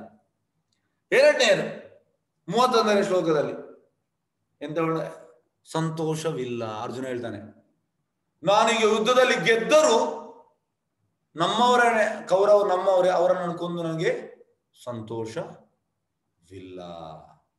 ಮತ್ತೆ 3ನೇದು ಪಾಪ, 36ನೇ ಶ್ಲೋಕ. ನಾನೀಗ ಎಲ್ಲ ಸೈನಿಕರನ್ನು ಕೊಂದ್ರೆ ಮತ್ತೆ ನನಗೆ ಪಾಪ ಹಿಡಿತದೆ, ಅವರನ್ನೆಲ್ಲ ಕೊಂದ ನನಗೆ ಪಾಪ ಸಿಗ್ತದೆ. ಮತ್ತೆ 45ನೇ ಶ್ಲೋಕ, ಕುಟುಂಬ ಸಂಪ್ರದಾಯಗಳು ನಾಶವಾಗ್ತದೆ. ಅವ ಹೇಳ್ತಾನೆ ಎಂತ ಅಂದ್ರೆ ಈಗ ಎಲ್ಲಾ ಸೈನಿಕರು ನಾನು ಕೊಂದ್ರೆ ಮತ್ತೆ ಅವರಿಗೆ, ಅವರ ಮಕ್ಕಳಿಗೆ ತಂದೆ ಇಲ್ಲದಂತ ಆಗ್ತದೆ, ಮತ್ತೆ ಎಲ್ಲರೂ ಮಕ್ಕಳೆಲ್ಲ ಬೀದಿಯಲ್ಲಿ ಹೋಗ್ತಾರೆ, ಮತ್ತೆ ಎಂತ ಆಗ್ತದೆ, ಅವರು ವರ್ಣಶಂಕರರಾಗ್ತಾರೆ ಅಂತ ಅವ ಇಲ್ಲಿ ಹೇಳ್ತಾನೆ. ವರ್ಣಶಂಕರ ಅಂದ್ರೆ ತಪ್ಪು ದಾರಿಯನ್ನು ಹಿಡಿಯುವಂಥದ್ದು. ಹೀಗೆ 4 ಶ್ಲೋಕದಲ್ಲಿ ಅವ ಹೇಳ್ತಾನೆ ನಾನು ಯುದ್ಧ ಮಾಡುವುದಿಲ್ಲ ಅಂತ ಹೇಳ್ತಾನೆ. ಈ ನಿರ್ಣಯ 2ನೇ ಅಧ್ಯಾಯದು. ಎಸ್, ಈಗ ಕುರುಕ್ಷೇತ್ರ ರಣರಂಗದಲ್ಲಿ ಸೇನಾ ಅವಲೋಕನ, ಧೃತರಾಷ್ಟ್ರನ ವಿಚಾರಣೆ, ಕಿಂ ಅಕೃವತ, ಮೊದಲ ಶ್ಲೋಕ. 2ನೇ ಮತ್ತೆ 11ನೇ ಶ್ಲೋಕದಿಂದ ದುರ್ಯೋಧನ ಭಯ, ಮಹಾತೀಂ ಚಮುಂ ಯುಧ, ಶಂಖಗಳನ್ನು ಊದಿದರು, ಹೃದಯಾನಿ ವ್ಯದಯರತ್, ಅರ್ಜುನ ವೀಕ್ಷಣೆ, ಗಾಂಡೀವಂ ಶ್ರಮಸ್ತೆ ಅಸ್ತತ್, ಹೋರಾಡದಿರಲು ಅರ್ಜುನ ಕಾರಣಗಳು, ಅಪ್ರತೀಕಾರಂ ಅಶಾಸ್ತ್ರಂ. ಎಸ್, ಯಾವ್ದಾದ್ರು ಪ್ರಶ್ನೆದಲ್ಲಿ ಕೇಳ್ಬಹುದು. ನಾಳೆ ತುಂಬಾ ಡೀಟೇಲ್ಸ್ ಉಂಟು, ತುಂಬಾ ಶ್ಲೋಕಗಳು ನಾಳೆ ಉಂಟು. ಇವತ್ತು ಮೊದಲ ಅಧ್ಯಾಯ ನಾವು ಮೇನ್ ಶ್ಲೋಕ ಅದು ತೆಗ್ದದ್ದು ಅಷ್ಟೇ. ಹರೇ ಕೃಷ್ಣ. ಯಾರು ಪ್ರಶ್ನೆಯಲ್ಲಿ ಹ್ಯಾಂಡ್ ರೈಸ್ ಮಾಡ್ಬೋದು. ಎಸ್, ಹರೇ ಕೃಷ್ಣ. ಶಿವಕುಮಾರ್, ಹರೇ ಕೃಷ್ಣ. ಶಿವಕುಮಾರ್ ಅವರೇ, ಹರೇ ಕೃಷ್ಣ. ಶಿವಕುಮಾರ್, ಪ್ರಶ್ನೆ ಉಂಟಾ ಸರ್? ಯಾರ್ದು ಪ್ರಶ್ನೆ ಇದ್ದಲ್ಲಿ ಹ್ಯಾಂಡ್ ರೈಸ್ ಮಾಡಬಹುದು.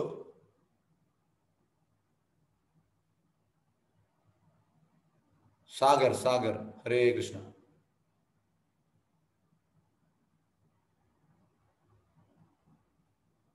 ಸಂತೋಷ್ ಕುಮಾರ್, ಸಂತೋಷ್ ಕುಮಾರ್, ಹರೇ ಕೃಷ್ಣ. ಇಲ್ವಾ? Okay. Yes, next doctor Janardhan.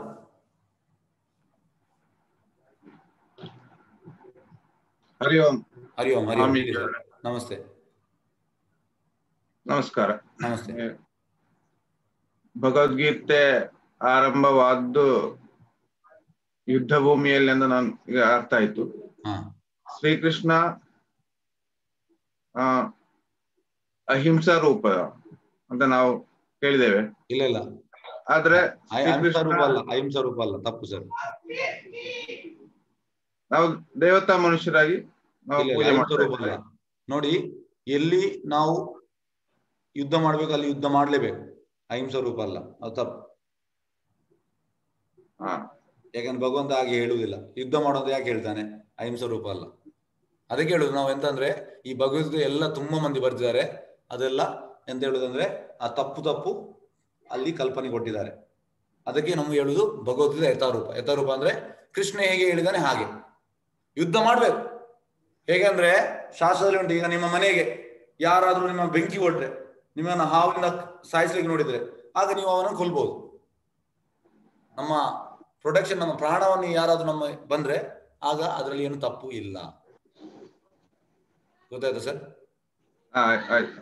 ಇವರಿಗೆ ಎಂತೆಲ್ಲ ಅವರು ಈ ಕೌರವರು ಎಂತೆಲ್ಲ ಮಾಡಿದ್ರು ಪಾಂಡವರಿಗೆ, ಹೇಗೆ ಎಲ್ಲ ಸಾಯಿಸ್ಲಿಕ್ಕೆ ನೋಡಿದ್ರು. ಹಾಗಾಗಿ ಕೃಷ್ಣನಿಗೆ ಗೊತ್ತುಂಟು ಯಾವ ಟೈಮಲ್ಲಿ ಯುದ್ಧ ಮಾಡ್ಬೇಕು, ಯುದ್ಧ ಮಾಡ್ಲೇಬೇಕು. ಹರೇ ಕೃಷ್ಣ. ಇನ್ನೊಂದು ಪ್ರಶ್ನೆ. ಹೇಳಿ. ಸ್ವಾಮಿ ಪ್ರಭುಪಾದರವರು ಭಾರತದಲ್ಲಿ ಶ್ರೀಕೃಷ್ಣ ಪ್ರಜ್ಞೆಯನ್ನು ಬೋಧನೆ ಮಾಡದೆ ಪಾಶ್ಚಾತ್ಯ ದೇಶಗಳಿಗೆ ಹೋಗ್ಲಿಕ್ಕೆ ಕಾರಣ ಪ್ರತ್ಯೇಕ ಏನಾದ್ರೂ ಇತ್ತ? ಬೋಧನೆ ಮಾಡದೆ ಅಂತ ನೀವು ಅದೇ ಕೇಳುದು. ನೀವು ಸ್ವಲ್ಪ ತಿಳಿಬೇಕು ಸರ್. 1922ರಿಂದ 1965 ತನಕ 43 ವರ್ಷ ಭಾರತದಲ್ಲಿ ಪ್ರಯತ್ನ ಮಾಡಿದ್ರು. ಅವರೊಬ್ಬ ಝಾನ್ಸಿಯಲ್ಲಿ ಅವರೊಬ್ಬ ಗೆಳೆಯನಿಗೆ easy journey to other planet ಪುಸ್ತಕವನ್ನು ಕೊಟ್ಟರು. ಆ ಪುಸ್ತಕ ಕೊಡುವಾಗ ಇವರು ಹೇಳಿದ್ರು ಈ ಪುಸ್ತಕ ಓದು ಅಂತ. ಅದಕ್ಕೆ ಅವರಿಗೆ ಗೆಳೆಯ ಹೇಳ್ತಾನೆ, ನಾನು ಈ ಪುಸ್ತಕ ಯಾಕೆ ಓದ್ಬೇಕು? ಈ ಪುಸ್ತಕ ಓದ್ರೆ ನೀನು ಗೋಲಕಕ್ಕೆ ಹೋಗ್ತಿ. ಅದಕ್ಕೆ ಅವ ಹೇಳ್ತಾನೆ, ಎಸ್, ನಾನು ಗೋಲೋಕಕ್ಕೆ ಹೋದ್ರೆ ಮತ್ತೆ ನನಗೆ ಇಲ್ಲಿ ಝಾನ್ಸಿಗೆ ಬರ್ಬಹುದಾ? ಅದಕ್ಕೆ ಅವರು ಹೇಳ್ತಾರೆ, ಇಲ್ಲ, ಒಮ್ಮೆ ಅಲ್ಲಿ ಹೋದವ ಮತ್ತೆ ಇಲ್ಲಿ ಬರುವುದಿಲ್ಲ ಅಂತ ಹೇಳ್ತಾರೆ. ಆಗ ನನಗೆ ಗೋಲೋಕ ಬೇಡ. ಈ ರೀತಿ ಜನರ ಮೈಂಡ್ ಸೆಟ್ ಇತ್ತು. ಗೊತ್ತಾಯ್ತಾ? ಪ್ರಭುಪಾದ ತುಂಬಾ ಪ್ರಚಾರ ಮಾಡಿದ್ರು. ಎಲ್ಲ ಮನೆ ಮನೆಗೆ ಹೋಗಿ ನಿಮ್ಮ ಹತ್ರ 5 ಮಕ್ಕಳು, ಆ ಟೈಮಲ್ಲಿ 5 ಮಕ್ಕಳು, ನಿಮ್ಮ ಹತ್ರ 5-6 ಮಕ್ಕಳಿದ್ದಾರೆ, ನಿಮ್ಮ ಒಂದು ಮಗುವನ್ನು ನನಗೆ ಕೊಡಿ ಅಂತ ಹೇಳ್ತಾ ಇದ್ರು. ಯಾರು ಮುಂದೆ ಬರಲಿಲ್ಲ. ಮತ್ತೆ ಅವರಿಗೆ ಅವ್ರ ಗುರು ಹೇಳಿದಾಗೆ ಪಾಶ್ಚಾತ್ಯ ದೇಶ ಹೋದ್ರು, ಕೃಷ್ಣನ ಆ ಒಂದು ಕೃಪೆ ಸಿಕ್ತು. ಎಸ್, ಸಾಯಿ ಪ್ರಸಾದ್, ಹರೇ ಕೃಷ್ಣ. ಹರೇ ಕೃಷ್ಣ. ಹರೇ ಕೃಷ್ಣ. ಹೇಳಿ ಸರ್. ಈ ಭಗವದ್ಗೀತೆ ಯಥಾರೂಪ ಪುಸ್ತಕ ನಮ್ಮಲ್ಲಿ ಉಂಟು, ಪ್ರಭುಪಾದ ಸ್ವಾಮಿಗಳವರು. ಈಗ ನೀವು 1ನೇ ಅಧ್ಯಾಯ ನಮ್ಗೆ ಇವತ್ತು ತಿಳಿಸಿದ್ರಿ. ಇದನ್ನ ಅಧ್ಯಾಯದ ನಂತರ ನೀವು ತಿಳಿಸಿದ ನಂತರ ಓದೋದು ಒಳ್ಳೇದಾ, ಇಲ್ಲ ಮೊದಲೇ ಅಧ್ಯಾಯ 2 ಓದಿ ನಾಳೆ ಬರೋದಾ ಅಂತ?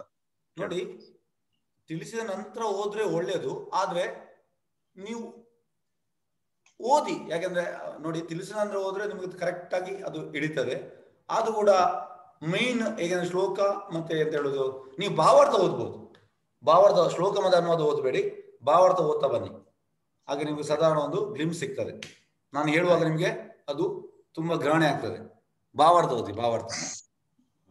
ಓಕೆ, ಎಸ್, ಓಕೆ, ಧನ್ಯವಾದ ಸರ್, ಧನ್ಯವಾದ. ಧನ್ಯವಾದ. ಹರೇ ಕೃಷ್ಣ, ಹರೇ ಕೃಷ್ಣ, ಹರೇ ಕೃಷ್ಣ. ಎಸ್, ಗೀತಾ ಅವರೇ, ಹರೇ ಕೃಷ್ಣ. ನಮಸ್ಕಾರ ಸ್ವಾಮೀಜಿ. ಹೇಳಿ ಮಾತಾಜಿ. ಹಾ, ಎಲ್ರು ಪರಮಾತ್ಮನ ಮಕ್ಕಳೇ. ಹಾ, ಆದ್ರೆ ಪಾಂಡವರಿಗೆ ಸತ್ವಗುಣ ಬಂತು, ಕೌರವರಿಗೆ ಯಾಕ ರಜೋಗುಣ ಬಂತು? ನೋಡಿ, ಅದಕ್ಕೆ ಹೇಳುದು ಎಂತಂದ್ರೆ ಈ ಎಲ್ಲ ಬೆರಳು ಒಂದೇ ರೀತಿ ಉಂಟಾ ನೋಡಿ. ಈಗ ಮಾತಾಜಿ ನಿಮ್ಮ ಹತ್ರ ಪ್ರಶ್ನೆ, ಒಂದ್ ನಿಮಿಷ. ಗೀತಾ ಅನ್ಮ್ಯೂಟ್ ಮಾಡಿ ಮಾತಾಜಿ. ಹರೇ ಕೃಷ್ಣ. ಗೀತಾ ಮಾತಾಜಿ, ಹರೇ ಕೃಷ್ಣ. ನಿಮ್ಮಲ್ಲಿ ಪ್ರಶ್ನೆ, ಈಗ ನೀವು ಇರುವ ಊರು ಎಲ್ಲಿ ಮಾತಾಜಿ? ನಾನು ಆಸ್ಟ್ರೇಲಿಯಾದಲ್ಲಿ ಇದ್ದೀನಿ ಸ್ವಾಮೀಜಿ. ನೀವು ಆಸ್ಟ್ರೇಲಿಯಾದಲ್ಲಿ ಇದ್ದೀರಿ. ಆಸ್ಟ್ರೇಲಿಯಾದಲ್ಲಿ ಅಲ್ಲಿ ಜೈಲು ಉಂಟಾ, ಕಾರಾಗೃಹ ಉಂಟಾ? ಉಂಟು ಉಂಟು. ಕಾರಾಗೃಹ ಯಾಕೆ? ಕೆಟ್ಟ ಜನರಿಗೆ, ತಪ್ಪು ಮಾಡಿದ ಜನರಿಗೆ ಇರ್ತದೆ. ತಪ್ಪು ಮಾಡಿದ ಜನರಿಗೆ, ತಪ್ಪು ಮಾಡಿದವರಿಗೆ ಕಾರಾಗೃಹ ಬೇಕೇ ಬೇಕು. ಅದೇ ರೀತಿ ಹೇಗಂದ್ರೆ ಯಾರು ಈ ತಪ್ಪು ಮಾಡ್ತಾರೆ, ತಪ್ಪು ಮಾಡಿದವರಿಗೆ ಆ ಒಂದು ಕಾರಾಗೃಹ. ಆಕ್ಚುಲಿ ಕೃಷ್ಣ ಪಾರ್ಶಾಲಿಟಿ ಅಲ್ಲ. ಈ ಭೌತಿಕ ಲೋಕ ಹೇಗೆ ಪ್ರಭುಪಾದ ಅಂತ ಹೇಳ್ತಾರೆ ಅಂದ್ರೆ ಇದು ಕಾರಾಗೃಹ. ಇಲ್ಲಿ ನಾವು ನಮ್ಮ ಅಂದ್ರೆ ಭೌತಿಕ ಲೋಕದ ಬಂದಿದ್ದೇವೆ, ಇದು ಕಾರಾಗೃಹ ಇದ್ದಾಗೆ. ಇಲ್ಲಿ ನಮ್ಮ ಮಿಸ್ಟೇಕ್ ಅನ್ನು ನಾವು ಫೈಂಡ್ ಔಟ್ ಮಾಡಿ ಮರಳಿ ದೇವತನ ನಡೆಗೆ ಹೋಗುವಂತದ್ದು ನಮ್ಮ ನಿಜವಾದ ಗುರಿ. ಗೊತ್ತಾಯ್ತಾ ಮಾತಾಜಿ? ಆಯ್ತು. ಕೃಷ್ಣ ಸುಹೃದಂ ಸರ್ವಭೂತಾನ, ಅವ ಎಲ್ಲರ ಹಿತೈಷಿ. ಅವ ಒಬ್ಬನಿಗೆ ಪಾರ್ಶಾಲಿಟಿ, ಇನ್ನೊಬ್ಬನಿಗೆ ಈ ರೀತಿ ಇಲ್ಲ. ಎಲ್ಲರ ಹಿತೈಷಿ, ಸಮೋಹಂ ಸರ್ವಭೂತೇಶ್. ಎಸ್, ತಿಳಿದ ಮಾತಾಜಿ? ತಿಳಿತು. ಧನ್ಯವಾದ ಸ್ವಾಮೀಜಿ. ಧನ್ಯವಾದ, ಧನ್ಯವಾದ. ಎಸ್, ಸಂಪತ್ ಅವರೇ, ಹರೇ ಕೃಷ್ಣ. ಎಸ್, ಸಂಪತ್ ಅವರೇ, ಹರೇ ಕೃಷ್ಣ. ಹೇಳಿ ಸರ್, ಸಂಪತ್ ಸರ್. ನಮಸ್ಕಾರ. ನಮಸ್ತೆ. ನಮಸ್ಕಾರ ಸ್ವಾಮೀಜಿ. ಹೇಳಿ. ಇಷ್ಟ ದಿನ ನಾವು ಎಲ್ಲಿ ಓದಿದ್ದೀವಿ, ಆಮೇಲೆ ಎಲ್ಲಿ ಟಿವಿ ಇದ್ರಲ್ಲೆಲ್ಲ ನೋಡಿದಾಗ ಕುರುಕ್ಷೇತ್ರ ನಡೆದಿದ್ದು ದುರ್ಯೋಧನನ ದುರ್ಬುದ್ಧಿಯಿಂದಾನೆ ಅಂತ ಅನ್ಕೊಂಡಿದ್ವಿ. ಆದ್ರೆ ನೀವು ಶುರು ಮಾಡಿದಾಗ ಹೇಳಿದ್ರಿ ಅದು ಇವ್ರದ್ದು ಮೈಂಡ್ ಸೆಟ್ ಅಲ್ಲಿ, ಅವ್ರ ತಂದೆ ಮೈಂಡ್ ಸೆಟ್ ಅಲ್ಲೇ ಇತ್ತು, ಅದನ್ನೇ ಮಗ ರೂಢಿಸ್ಕೊಂಡ್ ಬಂದ ಅಂತ. ಇದನ್ನೆಲ್ಲೂ ಇದುವರೆಗೂ ನಾನಂತೂ ಕೇಳಿಲ್ಲ ಸ್ವಾಮೀಜಿ. ಅದಕ್ಕೆ ಹೇಳುದು, ಅದಕ್ಕೆ ನಾವು ನೀವು ಸರಿಯಾದ ಕಡೆಗೆ ನೀವು ಬಂದಿದ್ದೀರಿ. ಹೇಗಂದ್ರೆ ನೋಡಿ, ಯಾಕಂದ್ರೆ ಎಲ್ಲಾ ಕಡೆನೂ ಶಕುನಿ ದುರ್ಬುದ್ಧಿಯಿಂದ ಅವ್ನ್ ಕಲ್ತ್ಬಿಟ್ಟು ಮುಂದೆ ಬಂದ ಅಥವಾ ಬೇರೆ ಇದರಿಂದ ಬಂತು, ಬಟ್ ಎಲ್ಲೂ ರುದ್ರಾಷ್ಟ್ರನ್ ತಲೆ ಇದೆ ಅಂತ ಎಲ್ಲೂ ಪ್ರತಿಪಾದಿಸಿಲ್ಲ. ಈಗ ಇದಕ್ಕೆ ನಾನು ಒಂದು ಉದಾಹರಣೆ ಕೊಡ್ತೇನೆ ನೋಡಿ. ಪ್ರಭುಪಾದ್ ಎಂತ ಆಯ್ತಂದ್ರೆ, ಪ್ರಭುಪಾದ್ ಸ್ಟಾರ್ಟಿಂಗ್ ಈ ಅಮೆರಿಕದಲ್ಲಿ ಅಂದ್ರೆ 1-2 ವರ್ಷದಲ್ಲಿ ತುಂಬಾ ಭಕ್ತರನ್ನು ಮಾಡಿದ್ರು. ಭಕ್ತರನ್ನು ಮಾಡಿದ ಮೇಲೆ ಅವರಿಗೆ ದೀಕ್ಷೆ ಕೊಡ್ಬೇಕು. ಯಾಕೆಂದ್ರೆ ಅವರು ಅದಕ್ಕಿಂತ ಮುಂಚೆ ಬೇಡದ ಮಾಡ್ತಿದ್ರು. ಮತ್ತೆ ಈ ಕೃಷ್ಣ ಪ್ರಜ್ಞೆ ಬಂದ ಮೇಲೆ ಅವರು ಓದ್ ತಗೊಂಡು, ದೀಕ್ಷೆ ಅಂದ್ರೆ ಓದ್, ನಾನೀಗ ಇನ್ನು ಇದನ್ನೇ ಮಾಡ್ತೇನೆ ಅಂತ ದೀಕ್ಷೆ ಮಾಡುವಾಗ ಎಂತಾಯ್ತಂದ್ರೆ, ಎಲ್ಲ ಈ ಅಮೆರಿಕನ್ಸ್ ಅವ್ರು ಹೇಳಿದ್ರು, ನಾವು ತಂದೆ ತಾಯಿಯನ್ನು ಕರೆಯುವುದಿಲ್ಲ, ಯಾಕಂದ್ರೆ ಅವರೆಲ್ಲ ಬೇಡದ ಮಾಡ್ತಾ ಇದ್ದಾರೆ, ನಮ್ಮ ತಂದೆ ತಾಯಿಗಳೇ ಎಲ್ಲ ಬೇಡದ ಮಾಡ್ತಾ ಇದ್ದಾರೆ. ಪ್ರಭುಪಾದ ಹೇಳಿದ್ರು, ಇಲ್ಲ, ನೀವು ಎಲ್ಲ ನಿಮಗೆ ಯಾರೆಲ್ಲ ದೀಕ್ಷೆ ತಗೊಳ್ತಾರೆ ಅವರೆಲ್ಲ ತಂದೆ ತಾಯಿ ಬರ್ಬೇಕಂತ. ಇವರಿಗೆ ಶಾಕ್ ಆಯ್ತು ಎಲ್ಲ ಶಿಷ್ಯರಿಗೆ. ಅವರೆಲ್ಲ ಹೇಳ್ತಾರೆ, ಯಾಕೆ ನಮ್ಮ ತಂದೆ ತಾಯಿ ಅವರೆಲ್ಲ ಬೇಡದ್ ಮಾಡ್ತಾ ಇದ್ದಾರೆ, ಎಲ್ಲ ಕೆಟ್ಟ ಇದನ್ನು ಮಾಡ್ತಾ ಇದ್ದಾರೆ, ಅವ್ರು ಯಾಕೆ? ಅದಕ್ಕೆ ಪ್ರಭುಪಾದ ಹೇಳ್ತಾರೆ, ಒಳ್ಳೆ ಬೀಜದಿಂದ ಇನ್ನೊಂದು ಒಳ್ಳೆ ಬೀಜ ಬರ್ತದೆ ವಿನಃ ಕೆಟ್ಟ ಬೀಜದಿಂದ ಒಳ್ಳೆ ಬೀಜ ಬರುವುದು ಅಲ್ಲ. ಸಂಪತ್ ಅವರೇ, ಹರೇ ಕೃಷ್ಣ. ಸಂಪತ್ ಅವರೇ, ಹರೇ ಕೃಷ್ಣ. ಹರೇ ಕೃಷ್ಣ. ನಮಸ್ಕಾರ. ತಿಳಿದ ನಿಮ್ಗೆ ಈಗ? ಸರ್, ನಿಜವಾಗ್ಲೂ ಒಂದು ಒಳ್ಳೆ ಬೀಜದಿಂದ ಈಗ ನೀವು ಒಳ್ಳೇದಾದ್ರೆ ಅದು ನಿಮ್ಮ ತಂದೆ ತಾಯಿಯ ಅವರು ಒಳ್ಳೆ ಇದ್ದ ಕಾರಣ ನೀವು ಒಳ್ಳೇದಾಗಿದ್ದಾರೆ. ಕ್ರೆಡಿಟ್ ಗೋಸ್ ಟು ನಿಮ್ಮ ಪೇರೆಂಟ್ಸ್ಗೆ. ಅಷ್ಟೇ. ಅದೇ ರೀತಿ ದುರ್ಯೋಧನ ಹಾಗೆ ಆಗ್ಲಿಕ್ಕೆ ಕಾರಣ ಯಾರು? ಅವನ ತಂದೆ. ಈಗ ನೀವು ಎಲ್ಲಿ ಬೇಕಾದ್ರೂ ನೋಡಿ, ಮಗು ಎಂತಾದ್ರೂ ಕೆಟ್ಟವನಾದ್ರೆ ಅಂತ ಹೇಳುದು, ಅದು ತಂದೆ ತಾಯಿ ಪಾಠ. ಹೇಳುದಿಲ್ವಾ? ಕರೆಕ್ಟ್. ಹೇಳುದಿಲ್ಲ, ಯಾರಾದ್ರೂ ಹೇಳುದಿಲ್ಲ? ಮಗು ಒಂದು ಕೆಟ್ಟವನಾದ್ರೆ ಹೇಳ್ತಾರೆ, ಅದು ತಂದೆ ತಾಯಿಗೆ ಸರಿಯಾಗಿ ನೋಡ್ಲಿಕ್ಕೆ ಆಗ್ಲಿಲ್ಲ, ಅದು ತಂದೆ ತಾಯಿ ಕಲಿಸಿದ ಪಾಠ. ಎಲ್ಲ ಹೋಗುದು ಅವರಿಗೆ. ತಂದೆ ನೀವು ಒಳ್ಳೇದು ಮಾಡಿದ್ರು ಕೂಡ ಎಲ್ಲರೂ ಹೊಗಳುದು, ಎಸ್ ಅದು ತಂದೆ ತಾಯಿ ಎಂತ ಒಳ್ಳೇದು ಮಾಡಿದ್ರು, ಹಾಗಾಗಿ ಮಗು ಒಳ್ಳೇದಾಗಿದ್ದಾನೆ. ಕ್ರೆಡಿಟ್ ಕೂಡ ಅವರಿಗೆ ಹೋಗುದು, ಇದು ಡೆಬಿಟ್ ಕೂಡ ಅವರಿಗೆ ಹೋಗೋದು, ಕೆಟ್ಟದ್ದು ಕೂಡ ಅವರಿಗೆ ಹೋಗುದು, ಒಳ್ಳೇದು ಕೂಡ. ಹಾಗಾಗಿ ಇದೆಲ್ಲ ತಂದೆ ತಾಯಿಯ ಆ ಒಂದು ಕೃಪೆಯಿಂದ ಇದು ಆಗುವಂತದ್ದು. S, ತಿಳಿಯುತ್ತಾ sir? ಧನ್ಯವಾದಗಳು. ಧನ್ಯವಾದ. ಎಸ್, ನವೀನ್ ಅವರೇ. ಎಸ್, ಹರೇ ಕೃಷ್ಣ. ಹರೇ ಕೃಷ್ಣ. ನವೀನ್ ಅವರೇ, ಎಸ್, ಹೇಳಿ ಸರ್. ಹರೇ ಕೃಷ್ಣ ಪ್ರಭುಜಿ. ಹರೇ ಕೃಷ್ಣ, ಹರೇ ಕೃಷ್ಣ. ಪ್ರಭುಜಿ, ನನ್ ಕ್ವಶನ್ ಏನಂದ್ರೆ, ಈಗ ಈ ಜಗತ್ತಿನಲ್ಲಿರೋ ಎಲ್ಲ ಆತ್ಮಗಳ ಒಡೆಯ ಪರಮಾತ್ಮ ಅದು ಶ್ರೀಕೃಷ್ಣ ಪರಮಾತ್ಮ. ಬಟ್ ಈ ಜಗತ್ತಿನಲ್ಲಿ ಎಷ್ಟೊಂದ್ ಜನಕ್ಕೆ ಒಳ್ಳೆ ಗುಣ ಮತ್ತೆ ಕೆಟ್ಟ ಗುಣ ಎಲ್ಲ ಕೊಡೋದು ಭಗವಂತ, ಕಂಟ್ರೋಲ್ ಮಾಡೋದು ಭಗವಂತ. ಈ ರೀತಿಯ ಜಗತ್ತಿನಲ್ಲಿ ಅಶಾಂತಿ ಸೃಷ್ಟಿಸೋದು ಭಗವಂತ, ಶಾಂತಿ ನಿಲ್ಸೋದು ಭಗವಂತ. ಇದೆಲ್ಲ ಏನಕ್ಕೆ ನಡೀತಾ ಇದೆ ಅಂದ್ರೆ, ನನಗ್ ಒಳ್ಳೆ ಬುದ್ಧಿ ಕೊಟ್ಟು ನನ್ನ ತಮ್ಮಂಗ್ ಕೆಟ್ಟ ಬುದ್ಧಿ ಕೊಡೋದು, ಆ ತರ ಎಲ್ಲ ಪರಮಾತ್ಮ ನಡೆಯೋದಕ್ಕೆ ಕಾರಣ ಏನು? ನೋಡಿ, ಇದಕ್ಕೆ ಕಾರಣ ಹೇಗಂದ್ರೆ ಕೃಷ್ಣ ಕಾರಣ ಅಲ್ಲ. ಹೇಗಂದ್ರೆ ಕೃಷ್ಣ ಈಗ ನಿಮ್ಗೆ ನೀವು ಎಂತ ಮಾಡುದು ಸರ್? ನೀವು ನಾವು IT ಒರೆಕಲ್ ವರ್ಕ್ ಮಾಡ್ತಾ ಇದೀವಿ ಸರ್. IT ಒರೆಕಲ್? ಹೌದು. ನೀವು IT ಒರೆಕಲ್ ವರ್ಕ್ ಮಾಡುದು. ನಿಮ್ದು ಡೆಸಿಗ್ನೇಷನ್ ಎಂತ sir? Financial manager. Financial manager. ಈಗ ನೀವು ಫೈನಾನ್ಷಿಯಲ್ ಮ್ಯಾನೇಜರ್, ನಿಮ್ಗೆ ಕಂಪನಿ ಒಂದು ಜವಾಬ್ದಾರಿ ಕೊಟ್ಟಿದೆ. ಆ ಜವಾಬ್ದಾರಿ ನೀವು ಮಿಸ್ಯೂಸ್ ಮಾಡಿದ್ರೆ ಎಂತ ಆಗ್ತದೆ?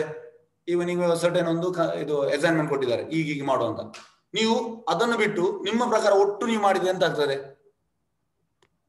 ನಿಮ್ಗೆ ಫ್ರೀಡಮ್ ಕೊಟ್ಟಿದ್ದಾರೆ ಕಂಪನಿ, ಈಗೀಗ ಮಾಡು ಅಂತ, ಸರಿ ಅಲ್ವಾ ಅದು? ಆ ಫ್ರೀಡಮ್ ಅನ್ನು ನೀವು ಮಿಸ್ಯೂಸ್ ಮಾಡಿ ನಿಮ್ಮ ಪ್ರಕಾರ ನೀವು ಒಟ್ರಾಸಿ ಮಾಡಿದ್ರೆ ಎಂತ ಆಗ್ತದೆ? ಅದು ತಪ್ಪಾಗುತ್ತೆ. ಅದೇ ರೀತಿ ಕೃಷ್ಣ ಎಲ್ಲರಿಗೂ ಫ್ರೀಡಮ್ ಕೊಟ್ಟಿದ್ದಾನೆ. ಹೇಗೆ ನಿಮ್ಗೆ ನಿಮ್ಮ ಕೆಲಸದಲ್ಲಿ ನಿಮ್ಮ ಸಂಸ್ಥೆ ನಿಮ್ಗೆ ಫ್ರೀಡಮ್ ಕೊಟ್ಟಿದ್ದಾರೆ, ಅದೇ ರೀತಿ ಕೃಷ್ಣ ನಮ್ಗೆ ಫ್ರೀಡಮ್ ಕೊಟ್ಟಿದ್ದಾನೆ. ನಾವು ಆ ಫ್ರೀಡಮ್ ಅನ್ನು ಮಿಸ್ಯೂಸ್ ಮಾಡ್ತಾ ಇದ್ದೇವೆ. ಮಿಸ್ಯೂಸ್ ಮಾಡಿದವ ಕೆಟ್ಟವ ಆಗ್ತಾ ಇದ್ದಾನೆ, ಅದನ್ನು ಸರಿಯಾಗಿ ಬಳಸುವ ಒಳ್ಳೆದವ ಆಗ್ತಾ ಇದ್ದಾನೆ. ಹಾಗಾಗಿ ಕೃಷ್ಣನ ಇಲ್ಲಿ ಎಂತ ಮಿಸ್ಟೇಕ್ ಇಲ್ಲ. ಕೃಷ್ಣ ಎಲ್ಲರಿಗೂ ಫ್ರೀಡಮ್ ಕೊಟ್ಟಿದ್ದಾನೆ, ಆದ್ರೆ ನಾವು ಆ ಫ್ರೀಡಮ್ ಅನ್ನು ಮಿಸ್ಯೂಸ್ ಮಾಡ್ತಾ ಇದ್ದೇವೆ. ಗೊತ್ತಾಯ್ತಾ ಸರ್? ಪ್ರಭುಜಿ. ಎಸ್, ಧನ್ಯವಾದ. Hare Krishna. Hare Krishna, Hare Krishna. Yes, Gautham R BV. Hare Krishna. Gautham R BV. Swamiji, ಹೇಳಿ ಸರ್. ದುರ್ಯೋಧನ ಕೇಳುವುದಿಲ್ಲ, ನಿಮ್ಮ ವಾಯ್ಸ್ ಸ್ವಲ್ಪ ಜಾಸ್ತಿ ಮಾಡ್ತೀರಾ? ಸ್ವಾಮೀಜಿ, ದುರ್ಯೋಧನ ಸ್ವಲ್ಪ ಜಾಸ್ತಿ ಮಾಡ್ತೀರಾ ವಾಲ್ಯೂಮ್? ಹೇಳಿ ಸರ್. ಸ್ವಾಮೀಜಿ, ದುರ್ಯೋಧನ ಅವರು ತಮ್ಮ ಧೃತರಾಷ್ಟ್ರ ಅಲ್ಲ ಸ್ವಾಮಿ? ದುರ್ಯೋಧನ ತಮ್ಮ ಧೃತರಾಷ್ಟ್ರ ಅಲ್ಲ, ತಂದೆ ಧೃತರಾಷ್ಟ್ರ ತಂದೆ ದುರ್ಯೋಧನ. ಸರಿ. ಓಕೆ. ಹರೇ ಕೃಷ್ಣ. ಹರೇ ಕೃಷ್ಣ. ಹರೇ ಕೃಷ್ಣ. ಎಸ್, ದಿನೇಶ್ ನಾಯಕ್ ಅವರೇ. ಎಸ್, ದಿನೇಶ್ ನಾಯಕ್. ಹಲೋ, ನಮಸ್ಕಾರ. ನಮಸ್ತೆ ಸರ್. ನಮಸ್ತೆ. ಗಾಂಡೀವಿ ಮತ್ತೆ ಪಾಶುಪತಾಸ್ತ್ರ ಬೇರೆ ಬೇರೆ? ಹೌದು, ಬೇರೆ. ಬೇರೆ ಬೇರೆ. ಹೌದು, ಪಾಶುಪತಾಸ್ತ್ರ ಶಿವ ಕೊಟ್ಟದ್ದು. ಯುದ್ಧ ಮಾಡುವಾಗ ಅವನು ಕೊಟ್ಟಂತ. ಗಾಂಡೀವಿ ಸಮುದ್ರ ರಾಜನ? ಹೌದೌದು. ಓಕೆ. ಹರೇ ಕೃಷ್ಣ. ಎಸ್, ಹರ್ಷ KT. ನಮಸ್ಕಾರ ಗುರುಗಳೇ. ನಮಸ್ತೆ. ಸರ್, ನೀವು ಹೇಳಿದ್ರಿ ಇದು ಯುದ್ಧ ನಡೆಯೋದಕ್ಕೆ ಕಾರಣ ಮೇನ್ ಬಂದ್ಬಿಟ್ಟು ಧೃತರಾಷ್ಟ್ರನ ಅಸೂಯೆ ಅಂತ. ಬಟ್ ಇಲ್ಲಿ ಧೃತರಾಷ್ಟ್ರನ ಪತ್ನಿಯಾದ ಗಾಂಧಾರಿನು ಅವಳಿಗೆ ಕಣ್ಣಿದ್ರು ಅವಳ ಕಣ್ಣು ಬಟ್ಟೆ ಕಟ್ಕೊಂಡಿರ್ತಾಳೆ. ಸೊ ಇದ್ರಿಂದ ಅಕಸ್ಮಾತ್ ತಂದೆ ಒಳ್ಳೆ ದಾರಿಯಲ್ಲಿ ನಡೆಸದೆ ಹೋದ್ರು ಅಟ್ಲೀಸ್ಟ್ ತಾಯಿ ಆದ್ರೂ ನಡೆಸ್ಬೋದಿತ್ತು. ಬಟ್ ತಾಯಿನೂ ನಡೆಸ್ಲಿಲ್ಲ. ಸೊ ಇದು ತಂದೆ ತಾಯಿ ಇಬ್ಬರು ತಪ್ಪಿಂದನೂ ಇದಾಗಿದೆ ಅಂತ ಹೇಳ್ಬಹುದಾ? ಇದು ನನ್ನ ಅನಿಸಿಕೆ. ಹೌದು, 100%. ಮಕ್ಕಳನ್ನು ಇದು ಮಾಡ್ಲಿಕ್ಕೆ ತಂದೆ ತಾಯಿ ಯೋಗದಾನ ತುಂಬಾ ಅಗತ್ಯ. ಪ್ರಭುಪಾದ ಹೇಳ್ತಾರೆ. ಹೇಗೆ ಅಂದ್ರೆ ನೋಡಿ, ಆ ಕುಟುಂಬ ಸಂಪ್ರದಾಯ ನಾಶ ಆಗುದು ಅಂತ ಹೇಳ್ತಾರೆ. 45ನೇ ಶ್ಲೋಕ. ಎಂತಾಗ್ತದೆ ಅಂದ್ರೆ, ಈಗ ತಂದೆ ತಾಯಿ ಭಕ್ತರಲ್ಲದಿದ್ರೆ ಎಂತಾಗ್ತದೆ, ಮಕ್ಕಳು ಕೂಡ ಅದೇ ದಾರಿಯಲ್ಲಿ ಹೋಗ್ತಾರೆ. ಹಾಗಾಗಿ ಒಬ್ಬ ಭಕ್ತನಾಗ್ಬೇಕಿದ್ರೆ ತಂದೆ ತಾಯಿಯ ಯೋಗ್ಯತೆ ತುಂಬಾ ಅಗತ್ಯ. ತಂದೆ ತಾಯಿ ಅಂದ್ರೆ ಮನೆಯೇ ಮೊದಲ ಪಾಠಶಾಲೆ. ಅಂದ್ರೆ ತಂದೆ ತಾಯಿ ನಮ್ಗೆ ಮೊದಲ ಗುರು. ಫಸ್ಟ್ ಗುರು ನಮ್ಮ ತಂದೆ ತಾಯಿ. ತಂದೆ ತಾಯಿ ನಮ್ಮನ್ನು ಒಳ್ಳೆ ರೀತಿಯಲ್ಲಿ ಕಲಿಸಿದ್ರೆ ನಾವಾಗ ನಮ್ಗೆ ಒಳ್ಳೆ ಶೇಪ್ ಸಿಗ್ತದೆ. ಹೇಗಂದ್ರೆ ನೋಡಿ, ಈಗ ಶಾಲೆಯಲ್ಲಿ ನಾವು ಮಕ್ಕಳನ್ನ ಹಾಕ್ತೇವೆ, ಆದ್ರೂ ಕೂಡ ಶಾಲೆಗೆ ಹೋಗಿ ಬಂದು ಮತ್ತೆ ಮನೆಯಲ್ಲಿ ನಾವು ಒಳ್ಳೇದಾಗಿ ಅವರಿಗೆ ವಿದ್ಯೆ ಎಲ್ಲ ಕಲಿಸಿದ್ರೆ, ಅಂದ್ರೆ ಸರಿಯಾಗಿ ಭಕ್ತಿಯ ಇದನ್ನು, ಆಗ ಮಕ್ಕಳು ಬಂಗಾರದ ತರ ಇರ್ತಾರೆ. ಇದಕ್ಕೆ ಡೌಟೇ ಇಲ್ಲ. ಗೊತ್ತಾಯ್ತು ಸರ್? ಆಯ್ತು ಸರ್, ನನಗೆ ಸರಿ, thank you. Shreya Saraswati, Shreya Saraswati, Shreya Saraswati. Hare Krishna. Shreya Saraswati. Okay, next Avinash Karogal. Avinash Karogal. Sir ನಮಸ್ಕಾರ ಸರ್. ನಮಸ್ತೆ. ನಮಸ್ತೆ. ಹರೇ ಕೃಷ್ಣ. ಹರೇ ಕೃಷ್ಣ. ಈಗ ನಾವು ಹೇಳ್ತೀವಿ, ಈಗ ನಾವು ಒಬ್ರಿಗೆ ಒಳ್ಳೆ ಬುದ್ಧಿ ಇರತ್ತೆ, ಕೆಟ್ಟ ಬುದ್ಧಿ ಇರತ್ತೆ ಅಂತ. ಆತರ ಇರೋದ್ ಯಾಕೆ ಸರ್? ಅಂದ್ರ ಈಗ ಒಬ್ರಿಗೆ ಕೆಟ್ಟ ಬುದ್ಧಿ, ಒಬ್ರಿಗೆ ಒಳ್ಳೆ ಬುದ್ಧಿ, ಒಳ್ಳೆ ಬುದ್ಧಿ ಮಾಡ್ತಾರ, ಕೆಟ್ಟ ಒಂದೇ ಬುದ್ಧಿ ಕೊಡ್ಬೋದಿತ್ತಲ್ಲ ದೇವ್ರು, ಯಾಕೆ ಕೆಟ್ಟ ಬುದ್ಧಿ ಅಂತ ಕೊಟ್ಟ? ನೋಡಿ ಹೇಗೆ ಅಂದ್ರೆ, ನೋಡಿ ಈಗ ಹೇಗಂದ್ರೆ ಇದು ಭಾಗವತಮಲ್ಲಿ ಉಂಟು. ಭಾಗವತಮಲ್ಲಿ ಹೇಗೆ ಅಂದ್ರೆ, ಈ ಮಹಾವಿಷ್ಣು ಕಾರಣೋದಕ್ಷ ವಿಷ್ಣು, ಕಾರಣೋದಕ್ಷ ವಿಷ್ಣು ಈ ಮಹಾತತ್ವ ಮೇಲೆ ಗ್ಲಾನ್ಸ್ ಮಾಡುವಂಥದ್ದು, ಅಲ್ಲಿ ಮತ್ತೆ ಜೀವಿಗಳಲ್ಲಿ ಬರುವುದು. ಆಕ್ಚುಲಿ ಕೃಷ್ಣನ ಇದೇಗೆ ಅಂದ್ರೆ, ಇಚ್ಛೆ ಹೇಗೆ ಅಂದ್ರೆ ನೋಡಿ, ಈಗ ನಿಮ್ಗೆ ನೆಕ್ಸ್ಟ್ ನಾನು ಇದರಲ್ಲಿ ಹೇಳ್ತೇನೆ, 3ನೇ ಅಧ್ಯಾಯದಲ್ಲಿ ಹೇಳ್ತೇನೆ. ಬ್ರಹ್ಮನ ಒಂದು ಕಲ್ಪ, ಬ್ರಹ್ಮನ ಒಂದು ಕಲ್ಪ ಅಂದ್ರೆ ಅದರಲ್ಲಿ ಈ 14 ಮನ್ವಂತರ ಸೇರಿ ಬ್ರಹ್ಮನ ಒಂದು ಕಲ್ಪ ಅಂದ್ರೆ ಅದು ಒಂದು ದಿವಸ. ಮತ್ತೆ ಬ್ರಹ್ಮನ ದಿವಸ ಆಗುವಾಗ ಪ್ರಳಯ ಆಗ್ತದೆ, ಪಾರ್ಷಲ್ ಪ್ರಳಯ ಆಗ್ತದೆ, ಮತ್ತೆ ರಾತ್ರಿ ಮಲಗ್ತಾನೆ, ಮತ್ತೆ ವಾಪಸ್ ದಿವಸ ಆಗ್ತದೆ. ಹೇಗೆ ಅಂದ್ರೆ ಈ ಎಲ್ಲಾ ಜೀವಿಗಳಿಗೆ ಚಾನ್ಸ್ ಕೊಡುವಂಥದ್ದು ದೇವರು. ದೇವರಿಗೆ ಎಲ್ಲರೂ ಅಲ್ಲಿ ಬರ್ಬೇಕಂತ ಉಂಟು. ಆಕ್ಚುಲಿ ಹೇಗಂದ್ರೆ ಇದು ಖಾಲಿ ಈ ಭೌತಿಕ ಇದು 1/4 ಅಂದ್ರೆ ಟೋಟಲ್ ಕ್ರಿಯೇಷನ್ ಇದು 1/4 ಏನು ಅಲ್ಲ, ಇದು ತುಂಬಾ ಉಂಟು, ಬ್ರಹ್ಮಾಂಡಗಳು ಉಂಟು. ಆಗ ಕೃಷ್ಣನ ಇಚ್ಛೆ ಅಂತ ಅಂದ್ರೆ ಎಲ್ಲರೂ ಅವನಲ್ಲಿಗೆ ಬರ್ಬೇಕು, ಹಾಗೆ ಮತ್ತೆ ಮತ್ತೆ ಚಾನ್ಸ್ ಕೊಡ್ತಾ ಇದ್ದಾನೆ. ಆದ್ರೆ ಹೇಗಂದ್ರೆ ನೋಡಿ, ನೀವು ಹೇಳಿದಾಗೆ ಈ ದ್ವಾಪರ ಯುಗದಲ್ಲಿ ಕೂಡ ಕಂಸನವರು ಇದ್ರು. ಅಂದ್ರೆ ರಾಕ್ಷಸರು ಯಾವ ಯುಗದಲ್ಲಿ ಕೂಡ ಇದ್ದಾರೆ, ಆ ಯುಗದಲ್ಲಿ ಕೂಡ ಇದ್ರು, ಈ ಯುಗದಲ್ಲಿ ಇದ್ದಾರೆ. ಅಂದ್ರೆ ರಾಕ್ಷಸ ಅಂದ್ರೆ ಯಾರು ದೇವರನ್ನು ದ್ವೇಷಿಸ್ತಾರೆ. 4 ರೀತಿಯ ಜನರು: ಮೂಢ, ನಮಾಂ ದುಷ್ಟಿತನ ಮೂಢ, ಮತ್ತೆ ನರಾಧಮ, ಮತ್ತೆ ಮಾಯಾ ಅಪರಿತ ಜ್ಞಾನ, ಆಸುರಿಂಭಾವ. ಈ 4 ಮಂದಿ ಜನರು ಕೃಷ್ಣನೇ ಹೇಳಿದ್ದಾನೆ 7ನೇ ಅಧ್ಯಾಯದಲ್ಲಿ. 4 ಮಂದಿ ನನ್ನಲ್ಲಿ ಬರುವುದಿಲ್ಲ ಅಂತ. ಹಾಗಾಗಿ ಇಂಥವ್ರು ಇದ್ದಾರೆ. ಅದು ಕೃಷ್ಣನ ಇಚ್ಛೆ ಅಂತ ಅಂದ್ರೆ ಎಲ್ಲರನ್ನು ಕೃಷ್ಣ ಭಕ್ತ ಮಾಡಿ ಅವನನ್ನು ಗೋಲೋಕೆಗೆ ತರುವುದು ಕೃಷ್ಣನ ಇಚ್ಛೆ. ಆದ್ರೆ ಎಂತ ಹೇಳುದು, ಅಂತವ್ರು ಇದ್ದ ಕಾರಣ ಕೃಷ್ಣ ಎಂತ ಮಾಡೋ, ಶುದ್ಧ ಭಕ್ತರನ್ನು ಕರೆಸುವುದು, ಅವರನ್ನು ಕೊಂಡೋಗುವ ಅಂತ. ಕೆಟ್ಟದ್ದು ಕೂಡ ಇಡ್ಬೇಕು, ಯಾಕಂದ್ರೆ ಇಲ್ಲ ನಮ್ಗೆ ಹೇಗೆ ಗೊತ್ತಾಗುದು ಕೆಟ್ಟದ್ದು ಹೇಗೆ ಅಂತ. ಒಳ್ಳೇದಿರುವಾಗ ಕೆಟ್ಟದ್ದು ಕೂಡ ಇರ್ಬೇಕು. ಆದ್ರೆ ಗೋಲೋಕದಲ್ಲಿ ಎಲ್ಲ ಒಳ್ಳೇದೇ, ಕೆಟ್ಟದ್ದು ಅನ್ನೋದಿಲ್ಲ. ಎಸ್. ಆನಂತರ ಈಗ ಕೆಟ್ಟವ್ರಿಗೆ ಕೆಟ್ಟದ್ದಾಗ್ಬೇಕು, ಆದ್ರೆ ಈಗೆಲ್ಲ ಉಲ್ಟಾ ಆಗ್ತಿದೆಯಲ್ಲ ಸರ್. ಉಲ್ಟಾ ಎಂತ ನೋಡಿ, ಇದು ಕಲಿಯುಗ, ಕಲಿಯುಗದ ಸಿಂಪ್ಟಮ್ಸ್. ವೇದವ್ಯಾಸರು 5000 ವರ್ಷದ ಹಿಂದೆ ದ್ವಾಪರ ಯುಗದಲ್ಲಿ ಅವರೊಂದು ಶ್ಲೋಕ ಬರೆದಿದ್ದಾರೆ. ಮೊದಲನೇ ಸ್ಕಂದದು 1ನೇ ಅಧ್ಯಾಯದು 10ನೇ ಶ್ಲೋಕ. ಪ್ರಾಯೇಣ ಅಲ್ಪಾಯುಷ ಸಭ್ಯ ಕಲೌ ಅಸ್ಮಿನ್ ಯುಗೇ ಜನ ಮಂದಾಸು ಮಂದ ಮತಯೋ ಮಂದ ಭಾಗ್ಯಾಯಿ ಉಪದ್ರುತ. ಅಂದ್ರೆ ಕಲಿಯುಗದಲ್ಲಿ ಅವರ ಆಯುಷ ಕಡಿಮೆ. ಯಾಕೆ ಕಡಿಮೆ ಅಂದ್ರೆ, ಸತ್ಯಯುಗದಲ್ಲಿ 1,00,000 ವರ್ಷ ಬದುಕ್ತಾ ಇದ್ರು, ತ್ರೇತಯುಗದಲ್ಲಿ 10,000, ದ್ವಾಪರ ಯುಗದಲ್ಲಿ 1,000, ಕಲಿಯುಗದಲ್ಲಿ 100. ಅದು ಕೂಡ ಸ್ಟಾರ್ಟಿಂಗ್. ಈಗ ಅದು ಕಡಿಮೆ ಆಗಿದೆ, 80 ಬದುಕಿದ್ರೆ ತುಂಬಾ ಅದು ಗ್ರೇಟ್. ಹಾಗಾಗಿ ಆಯುಷ, ಮತ್ತೆ ಕಲಿಯುಗದ ಎಂಡ್ ಅಲ್ಲಿ 25 ವರ್ಷ ಬದುಕಿದ್ರೆ ತುಂಬಾ ಅಂತ ಗ್ರೇಟ್ ಅಂತ ಉಂಟು. ಹಾಗಾಗಿ ಆಯುಷ ಕಡಿಮೆ. ಪ್ರಾಯೇಣ ಅಲ್ಪಾಯುಷ ಸಭ್ಯ ಕಲೌ ಅಸ್ಮಿನ್ ಯುಗೇ ಜನ, ಯುಗ ಈ ಕಲಿಯುಗದ ಜನರದು. ಮಂದ ಸುಮಂದ ಮತ ಅಂದ್ರೆ ದಡ್ಡರಂತೆ. ಮಂದ ಅಂದ್ರೆ ದಡ್ಡರು, ಸುಮಂದ ಮತ ಶತ ದಡ್ಡರು, ಮಂದ ಭಾಗ್ಯಾಯಿ ಉಪದ್ರುತ. ಉಪದ್ರುತ ಅಂದ್ರೆ ಯಾವಾಗ್ಲೂ ಆ ಒಂದು ಡಿಸ್ಟರ್ಬ್ ಕಂಡೀಷನ್ ಅಲ್ಲಿ ಇರುವವರು. ಇದು ಕಲಿಯುಗದ ಸಿಂಪ್ಟಮ್ಸ್. ಏನ್ ಮಾಡ್ಲಿಕ್ಕೆ ಆಗುದಿಲ್ಲ. ಕಲಿಯುಗದ ಸಿಂಪ್ಟಮ್ಸ್ ಅಂತ ವೇದವ್ಯಾಸರು ದ್ವಾಪರ ಯುಗದಲ್ಲೇ ಹೇಳಿದ್ದಾರೆ. ಧನ್ಯವಾದಗಳು. ಧನ್ಯವಾದ, ಧನ್ಯವಾದ, ಧನ್ಯವಾದ. ಎಸ್, ಸಂಜೀವ್ ತಿಂಕಳಿ.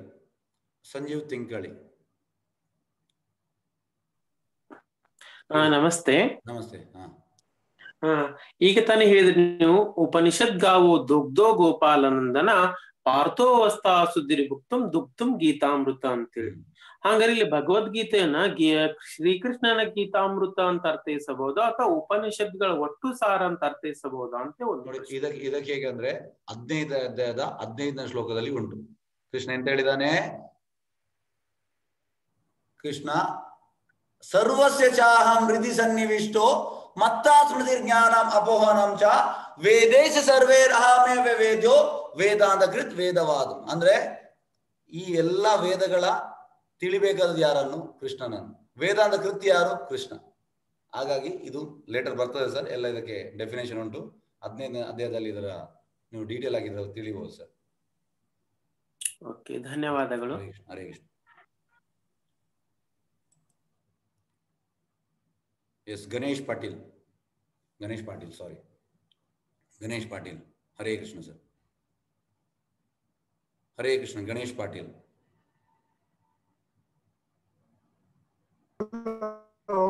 ಹರೇ ಕೃಷ್ಣ. ಹರೇ ಕೃಷ್ಣ. ಹರೇ ಕೃಷ್ಣ. ಹೇಳಿ ಸರ್, ಹೇಳಿ ಸರ್, ಹೇಳಿ ಸರ್. ಸರ್, ಕೌರವ ಮತ್ತು ಪಾಂಡವರು ಒಂದೇ ಮನೆತನದಿಂದ ಆದ್ರೂ ಕೂಡ ಸರ್, ಹೇಳಿ. ಕೌರವ ಪಾಂಡವರು ಒಂದೇ ಮನೆತನದಿಂದ ಆದ್ರೂ ಕೂಡ ಒಂದೇ ವಂಶದ ಬಂದ್ರು ಕೂಡ ಅವರನ್ನ ಯಾಕೆ ಕೌರವ ಮತ್ತು ಪಾಂಡವರು ಅಂತ ಯಾಕೆ ವಿಂಗಡಿಸಲಾಗಿದೆ? ಅದು ಧೃತರಾಷ್ಟ್ರ ಮಾಡಿದ್ದು. ನಾನು ನಿಮ್ಗೆ ಹಾಗೆ ಹೇಳಿದಲ್ಲ, ಎಲ್ಲರೂ ಆಕ್ಚುಲಿ ಕೌರವರೇ. ಆದ್ರೆ ಪಾಂಡು ಪುತ್ರ, ಇವರ ಅರ್ಜುನನ ತಂದೆ ಹೆಸರು ಪಾಂಡು. ಇವು ಎಂತ ಮಾಡಿದ ಅಂದ್ರೆ ಧೃತರಾಷ್ಟ್ರ ಅವರನ್ನು ಪಾಂಡವರು ಮಾಡಿದ್ರು. ಪಾಂಡು ಪುತ್ರ ಆದ ಕಾರಣ ಅವರನ್ನು ಪಾಂಡವರು ಮಾಡಿದ್ರು. ಆಕ್ಚುಲಿ ಅವರು ಕೂಡ ಕೌರವರೇ, ಎಲ್ಲರೂ ಕೌರವರೇ ಸರ್. ಎಲ್ಲರೂ ಕೌರವರೇ. ಆದ್ರೆ ಆ ಧೃತರಾಷ್ಟ್ರ ಅವನ ಆ ಒಂದು ಸೆಲ್ಫಿಶ್ನೆಸ್ ಅವ ಮಾಡಿದಂಥದ್ದು, ಅವ ಸಪರೇಟ್ ಮಾಡಿದಂತ. Thank you sir. Hare Krishna. Hare Krishna. Hare Krishna.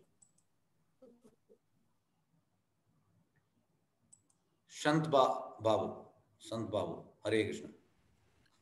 ನಮಸ್ಕಾರ ಗುರುಗಳೇ. ನಮಸ್ತೆ. ನಮಸ್ತೆ. ಸಂತೋಷ್ ಬಾಬು. ಸಾರಿ, ಓಕೆ, ಪರವಾಗಿಲ್ಲ.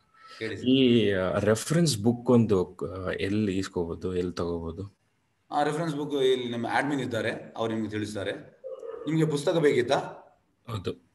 ಓಕೆ, ಪುಸ್ತಕ ಬೇಕಿದ್ರೆ ಎಸ್ ಸರಿತಾ ಮಾತಾಜಿ ಅವರಿಗೆ ಪುಸ್ತಕ ಬೇಕು. ನೀವು ಒಂದು ಅವರಿಗೆ ಇದಾಕಿ ಮಾತಾಜಿ. ಹಾ ಪ್ರಭುಜಿ. ಬಾಬು ಅಂತ ನೋಟ್ ಡೌನ್ ಮಾಡಿ. ಸುರೇಶ್ ಬಾಬುನ ಅಲ್ಲ, ಸಂತೋಷ್ ಬಾಬು.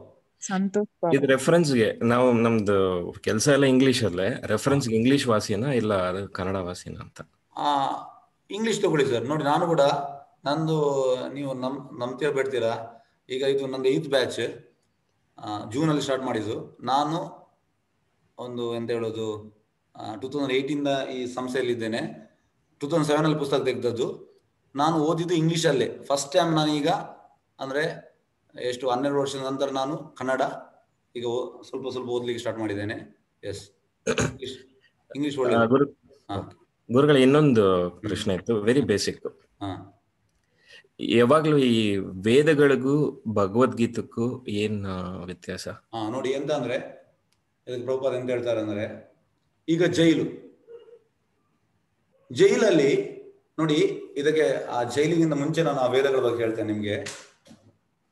ಈ ಎಲ್ಲವನ್ನು ಬರೆದದ್ದು ವೇದವ್ಯಾಸರು ಎಂತಂದ್ರೆ ಈ 4 ವೇದ, ಅಥರ್ವೇದ, ಋಗ್ವೇದ, ಸಮವೇದ, ಯಜುರ್ವೇದ, ಮತ್ತೆ ಎಲ್ಲ ಉಪನಿಷತ್, ಮತ್ತೆ ಪುರಾಣ, 5 ಸಾತ್ವಿಕ ಪುರಾಣ, 6 ತಾಮಸಿಕ ಪುರಾಣ, 6 ರಾಜಸಿಕ ಪುರಾಣ, ಇದೆಲ್ಲ ಬರೆದು ಅವರಿಗೆ ಖುಷಿ ಇರಲಿಲ್ಲ. ಆ ಟೈಮಲ್ಲಿ ಅವರ ಗುರು ನಾರದ ಮುನಿ ಬರ್ತಾರೆ. ಅವ್ರು ಹೇಳ್ತಾರೆ, ವೇದವ್ಯಾಸರು ಹೇಳ್ತಾರೆ, ನಾನು ಇಷ್ಟೆಲ್ಲ ಬರೆದು ಕೂಡ ನನಗೆ ಖುಷಿ ಇಲ್ಲ. ಆಗ ಅವ್ರು ಹೇಳ್ತಾರೆ, ನೀನು ಕೃಷ್ಣನನ್ನು ಹೊಗಳಿ ಬರೀಲಿಲ್ಲ, ನೀನೀಗ ಅದನ್ನು ಬರಿ. ಆಗ ಅವರು ಭಾಗವತಂ ಬರ್ತದ್ದು. ಅದಕ್ಕೆ ಭಾಗವತಂ ಅಮಲ ಪುರಾಣ. ಎಂತಂದ್ರೆ ಅವರ ಮೆಚುರಿಟಿ ಟೈಮಲ್ಲಿ ಅವ್ರು ಬರ್ತದ್ದು, ಲಾಸ್ಟಿಗೆ ಬರ್ತದ್ದು. ಆದ್ರೆ ಭಾಗವತಂ ಮೊದಲ ಸ್ಥಾನದಲ್ಲಿ ಉಂಟು. ಮತ್ತೆ ಎಂತಂದ್ರೆ ಈ ವೇದಗಳು ಎಂತಂದ್ರೆ ನೋಡಿ, ವೇದಗಳು ಬರೆದು ಕೂಡ ಅವನಿಗೆ ಖುಷಿ ಇರಲಿಲ್ಲ ವೇದವ್ಯಾಸರಿಗೆ. ಹಾಗೆ ಮತ್ತೆ ಓದಿದವರಿಗೆ ನಮಗೆ ಖುಷಿ ಇರ್ಬೋದಾ? ವೇದಗಳಿಗೆ ಎಂತ ಉಂಟಂದ್ರೆ, ವೇದವ್ಯಾಸರು ಎಂತ ಮಾಡಿದಂದ್ರೆ, ಕಲಿಯುಗದ ಜನರ ಆ ಸಿಚುವೇಶನ್ ನೋಡಿ ನಮ್ಗೆ ಎಂತ ಅಂದ್ರೆ, ಇದು ಮಾಡಿದ್ರೆ ಇದು ಒಳ್ಳೇದು, ಇದು ಮಾಡಿದ್ರೆ ಇದು ಒಳ್ಳೇದು ಅಂತ ಕೊಟ್ಟಿದ್ದಾರೆ. ಯಾಕೆಂದ್ರೆ ಪ್ರಭುಪಾದಕ್ಕೆ ಹೇಗೆ ಹೇಳ್ತಾರೆ ಅಂದ್ರೆ, ಈಗ ಜೈಲಲ್ಲಿ D class jail, C class jail, B class jail, A class jail. ವೇದಗಳು ಎಂತ ಮಾಡ್ತದೆ ಅಂದ್ರೆ ಡಿ ಕ್ಲಾಸ್ ಜೈಲಿಂದ ಸಿ ಕ್ಲಾಸ್ ಜೈಲಿಗೆ ಹೇಗೆ ಹೋಗುವುದು, ಸಿ ಕ್ಲಾಸ್ ಜೈಲಿಂದ ಬಿ ಕ್ಲಾಸ್ ಜೈಲಿಗೆ ಹೇಗೆ ಹೋಗುವುದು, ಬಿ ಕ್ಲಾಸ್ ಜೈಲಿಂದ ಎ ಕ್ಲಾಸ್ ಜೈಲಿಗೆ ಹೇಗೆ ಹೋಗುವುದು. ಅಂದ್ರೆ ಅದರಲ್ಲಿ ನಾವು ಈಗೀಗೆ ಮಾಡಿದ್ರೆ ಈ ಸ್ವರ್ಗಲೋಕಕ್ಕೆ ಹೋಗ್ಬೋದು, ಈ ಮಾಡಿದ್ರೆ ಬ್ರಹ್ಮಲೋಕಕ್ಕೆ ಹೋಗ್ಬೋದು, ಇದು ಮಾಡಿದ್ರೆ ಮಹಾಲೋಕಕ್ಕೆ ಹೋಗ್ಬೋದು, ಈ ರೀತಿ ಉಂಟು. ಆದ್ರೆ ಅದು ಎಂತಂದ್ರೆ ನಮ್ಮ ಸಮಸ್ಯೆಗೆ ಸೊಲ್ಯೂಷನ್ ಅಲ್ಲ, ಅದು ಬಂಧನಕ್ಕೆ ದಾರಿ. ಯಾಕೆಂದ್ರೆ ಸ್ವರ್ಗಲೋಕಕ್ಕೆ ಹೋದ್ರೂ ಕೂಡ ನಮ್ಮ ಟೈಮ್ ಆದ ಕೂಡಲೇ ಮತ್ತೆ ನಾವು ಈ ಲೋಕಕ್ಕೆ ಬರಲೇಬೇಕು. ಜನ್ಮ ಮೃತ್ಯು ಜರವ್ಯಾಧಿ ಉಂಟೆ ಉಂಟು. ಹಾಗಾಗಿ ಪ್ರಭುಪಾದ ಹೇಳ್ತಾರೆ, ಈ ಭಾಗವತ ಮತ್ತೆ ಭಗವದ್ ಎಂತ ಮಾಡ್ತದೆ, ನಿಮ್ಮನ್ನು ಆ ಜೈಲಿಂದ ಹೊರಗೆ ತರ್ತದೆ. ವೇದಗಳು ನಿಮ್ಮನ್ನು ಆ ಒಂದು ಸೆಗ್ಮೆಂಟ್ ಇಂದ ಇನ್ನೊಂದು ಸೆಗ್ಮೆಂಟ್ಗೆ ಕೊಂಡೋಗ್ತದೆ, ಇನ್ನೊಂದು ಸೆಗ್ಮೆಂಟ್ ಇನ್ನೊಂದು ಸೆಗ್ಮೆಂಟ್ಗೆ ಕೊಂಡೋಗ್ತದೆ. ತಿಳಿತಾ ಸರ್? ಅರ್ಥ ಆಯ್ತು, ಅರ್ಥ ಆಯ್ತು. ಹರೇ ಕೃಷ್ಣ, ಧನ್ಯವಾದ. ಹರೇ ಕೃಷ್ಣ. ಎಸ್, ರೇಣುಕಾ ಇಂಗಲಕ್ಕಿ. ನಮಸ್ತೆ ಗುರೂಜಿ. ನಮಸ್ತೆ, ಹೇಳಿ ಮಾತಾಜಿ. ಈಗ ಮುಂದೆ ಆಗ್ತಕ್ಕಂತಹ ಅನಾಹುತಗಳ ಬಗ್ಗೆ ಭೀಷ್ಮಾಚಾರ್ಯರು ನಿಷ್ಠುರವಾಗಿ ಧೃತರಾಷ್ಟ್ರನಿಗೆ ತಿಳಿಸಿ ಹೇಳ್ಬಹುದಿತ್ತಲ್ಲ ಗುರೂಜಿ? ನೋಡಿ, ಹೇಗೆ ಅಂದ್ರೆ ನೀವೀಗ ನಿಮ್ಗೆ ಒಂದು ನಾನು ಹೇಳ್ತೇನೆ, ನಿಮ್ಮ ಮನೆಯಲ್ಲಿ ಮಾತಾಜಿ ಇದೆ ಸರ್. ಇದೆ ನಮ್ಮ ಮನೆ. ಅಲ್ಲ, ಮನೆ ಎಲ್ಲಿ ಅಂತ ನಾನು ಹೇಳಿದ್ದು? ಮನೆ ಧಾರವಾಡ. ನಿಮ್ಮ ಮನೆ ಪಕ್ಕದಲ್ಲಿ ಎಂತಾದ್ರೂ ಬಾರ್ ಅಂಡ್ ರೆಸ್ಟೋರೆಂಟ್ ಉಂಟಾ? ಇಲ್ಲ ಇಲ್ಲ ಇಲ್ಲ. ಇಲ್ವಾ? ಸಮೀಪ ಇಲ್ಲ, ಬಹಳ ದೂರ ಇದೆ. ಬಹಳ ದೂರ ಇರುವಲ್ಲಿ ಹೇಗೆ ಅಂದ್ರೆ ಸಮೀಪ ಎಲ್ಲ ದೂರ ಉಂಟು. ದೂರ ಅಲ್ಲಿ ಹೋಗಿ ಕುಡಿಯುವವರು ಇದ್ದಾರಲ್ಲ? ಇದ್ದಾರೆ. ನೀವು ಹೋಗಿ ನಾಳೆ ಹೋಗಿ ಅಲ್ಲಿ ಅದ ಹೊರಗೆ ನಿಂತು ಕುಡಿಯುವರ ಹತ್ರ ಹೋಗಿ ನೀವು ಕುಡಿಬೇಡಿ ಅಂತ ಹೇಳಿದ್ರೆ ಎಂತ ಹೇಳ್ತಾರೆ ಅವರು? ಅಂದ್ರೆ ಸಂಬಂಧ ಇಲ್ದವ್ರು ಹೇಳಿದ್ರೆ ಅವ್ರು ಕೇಳೋದಿಲ್ಲ. ಅಲ್ಲ, HOS ಅಲ್ಲಿ ಸಂಬಂಧ ಇದ್ದವರು ಕೂಡ ನೀವು ಕುಡಿಯುವವರಿಗೆ ನೀವು ಹೋಗಿ ಹೇಳಿದ್ರೆ, ಈಗ ನಿಮ್ಮ ಸಂಬಂಧದಲ್ಲಿ ಯಾರಾದ್ರೂ ಕುಡಿಯೋರಿಲ್ವಾ? ಈಗ ಇಲ್ಲ, ಸಮೀಪ ಯಾರು ಇಲ್ಲ ನಮ್ಮ ಹತ್ರ. ಅಲ್ಲ, ನಿಮ್ಮ ಸಂಬಂಧದಲ್ಲಿ ಯಾರು ಇಲ್ವಾ ಕುಡಿಯುವವರು? ಯಾರು ಇಲ್ವಾ? ಅಷ್ಟೇ ಹತ್ತಿರದ ಸಂಬಂಧ ದೂರದ ಸಂಬಂಧ ಯಾರಾದ್ರೂ ಇಲ್ವಾ? ಇದ್ದಾರೆ. ಅವ್ರ ಹತ್ರ ನೀವು ಹೋಗಿ ನೀವು ಕುಡಿಬೇಡಿ ಅಂತ ಹೇಳಿದ್ರೆ ಎಂತ ಹೇಳ್ತಾರೆ ಅವರು? ಅವ್ರು ಕೇಳೋದಿಲ್ಲ. ಅದೇ ರೀತಿ ಧೃತರಾಷ್ಟ್ರ ಕೇಳುವ ಪೊಸಿಷನ್ ಅಲ್ಲಿ ಇರ್ಲಿಲ್ಲ. ಭೀಷ್ಮ ಎಷ್ಟು ಹೇಳಿದ್ರು ಕೂಡ ಅದಕ್ಕೆ ಹೇಳುದು, ತಮ್ಮ ಗುಣದವರು ಎಷ್ಟು ಅವರಿಗೆ ಇದು ಮಾಡಿದ್ರು ಕೂಡ ಅವರು ಕೇಳುವ ಪೊಸಿಷನ್ ಅಲ್ಲಿ ಇರುವುದಿಲ್ಲ. ಗೊತ್ತಾಯ್ತಾ ಮಾತಾಜಿ? ಆಯ್ತು ಸರ್ ಗುರೂಜಿ, ನಮಸ್ತೆ. S Rakesh G. ಸರ್, ಯಾಕೆ ಬರೀ ಒಳ್ಳೆಯವರಿಗೆ ಅಷ್ಟೇ ಕಷ್ಟ ಬರುತ್ತೆ ಜಾಸ್ತಿ? ಒಳ್ಳೆಯವರಿಗೆ ಜಾಸ್ತಿ ಕಷ್ಟ ಯಾಕೆ ಕೊಡ್ತಾನೆ ಭಗವಂತ? ನೋಡಿ, ಕಷ್ಟ ಅಂದ್ರೆ ಎಂತ ನಮ್ಗೆ ಫಸ್ಟ್ ಡಿಫೈನ್ ಮಾಡಿ. ಕಷ್ಟ ಅಂದ್ರೆ ಎಂತ? ಕಷ್ಟ ಅಂದ್ರೆ ಡಿಫೈನ್ ಮಾಡಿ. ಡಿಫೈನ್ ಮಾಡಿ ಕಷ್ಟ ಅಂದ್ರೆ ಎಂತ ಅಂತ. ನಮಗೆ ದುಃಖವನ್ನ ಕೊಡುವಂತ. ಅದು ತಪ್ಪು. ಎಂತಂದ್ರೆ ನೋಡಿ, ನಮ್ಗೆ ಯಾವಾಗ ಸುಖವಿಲ್ಲ ಅಂದ್ರೆ ಸುಖವಿಲ್ಲ ಅದನ್ನ ನಾವು ಕಷ್ಟ ಅಂತ ಭಾವಿಸಿದ್ದೇವೆ. ಇದು ತಪ್ಪು, ಟೋಟಲಿ ತಪ್ಪು. ಹೇಗೆ ಅಂದ್ರೆ ಮತ್ತೆ ಸುಖವನ್ನು ನಾವು ಹೇಗೆ ಅಂದ್ರೆ ಯಾವಾಗ ಕಷ್ಟವಿಲ್ಲ ಅದು ನಾವು ಸುಖ ಅಂತ ಭಾವಿಸ್ತೇವೆ. ಇದು ನಮ್ಮ ಡೆಫಿನೇಷನ್ ತಪ್ಪು. ಆಕ್ಚುಲಿ ಹೇಗೆ ಅಂದ್ರೆ ನೋಡಿ, ಭಕ್ತಿಯಲ್ಲಿ ಹೇಗೆ ಅಂದ್ರೆ ಈಗ ಪ್ರಭುಪಾದಿಗೆ 1937 ಅವರ ಗೋಡೌನ್ಗೆ ಬೆಂಕಿ ಹಿಡಿಯಿತು, ಎಲ್ಲ ಕದ್ದು ಹೋಯಿತು. ಆದ್ರೆ ಶುದ್ಧ ಭಕ್ತರು ಎಂತ ಎಣಿಸೋದಂದ್ರೆ ಇದು ಕೃಷ್ಣನ ವ್ಯವಸ್ಥೆ. ನಾರದ ಮುನಿ 5 ವರ್ಷದ ಬಾಲಕ ಇರುವಾಗ ಅವರ ತಾಯಿ ತೀರಿ ಹೋದ್ರು. ಆಗ ನಾರದ ಮುನಿ ನೋಡಿ, ಒಂದು ಸಣ್ಣ ಬಾಲಕ, ಯಾರಾದ್ರೂ ಒಂದು ತಾಯಿ ತೀರಿ ಹೋದ್ರು, ಬೇರೆ ಯಾರು ಇಲ್ಲ, ನಾವೆಂತ ಮಾಡ್ತೇವೆ? ನಿಮ್ಮಲ್ಲಿ ಈಗ ಪ್ರಶ್ನೆ, ರಾಕೇಶ್.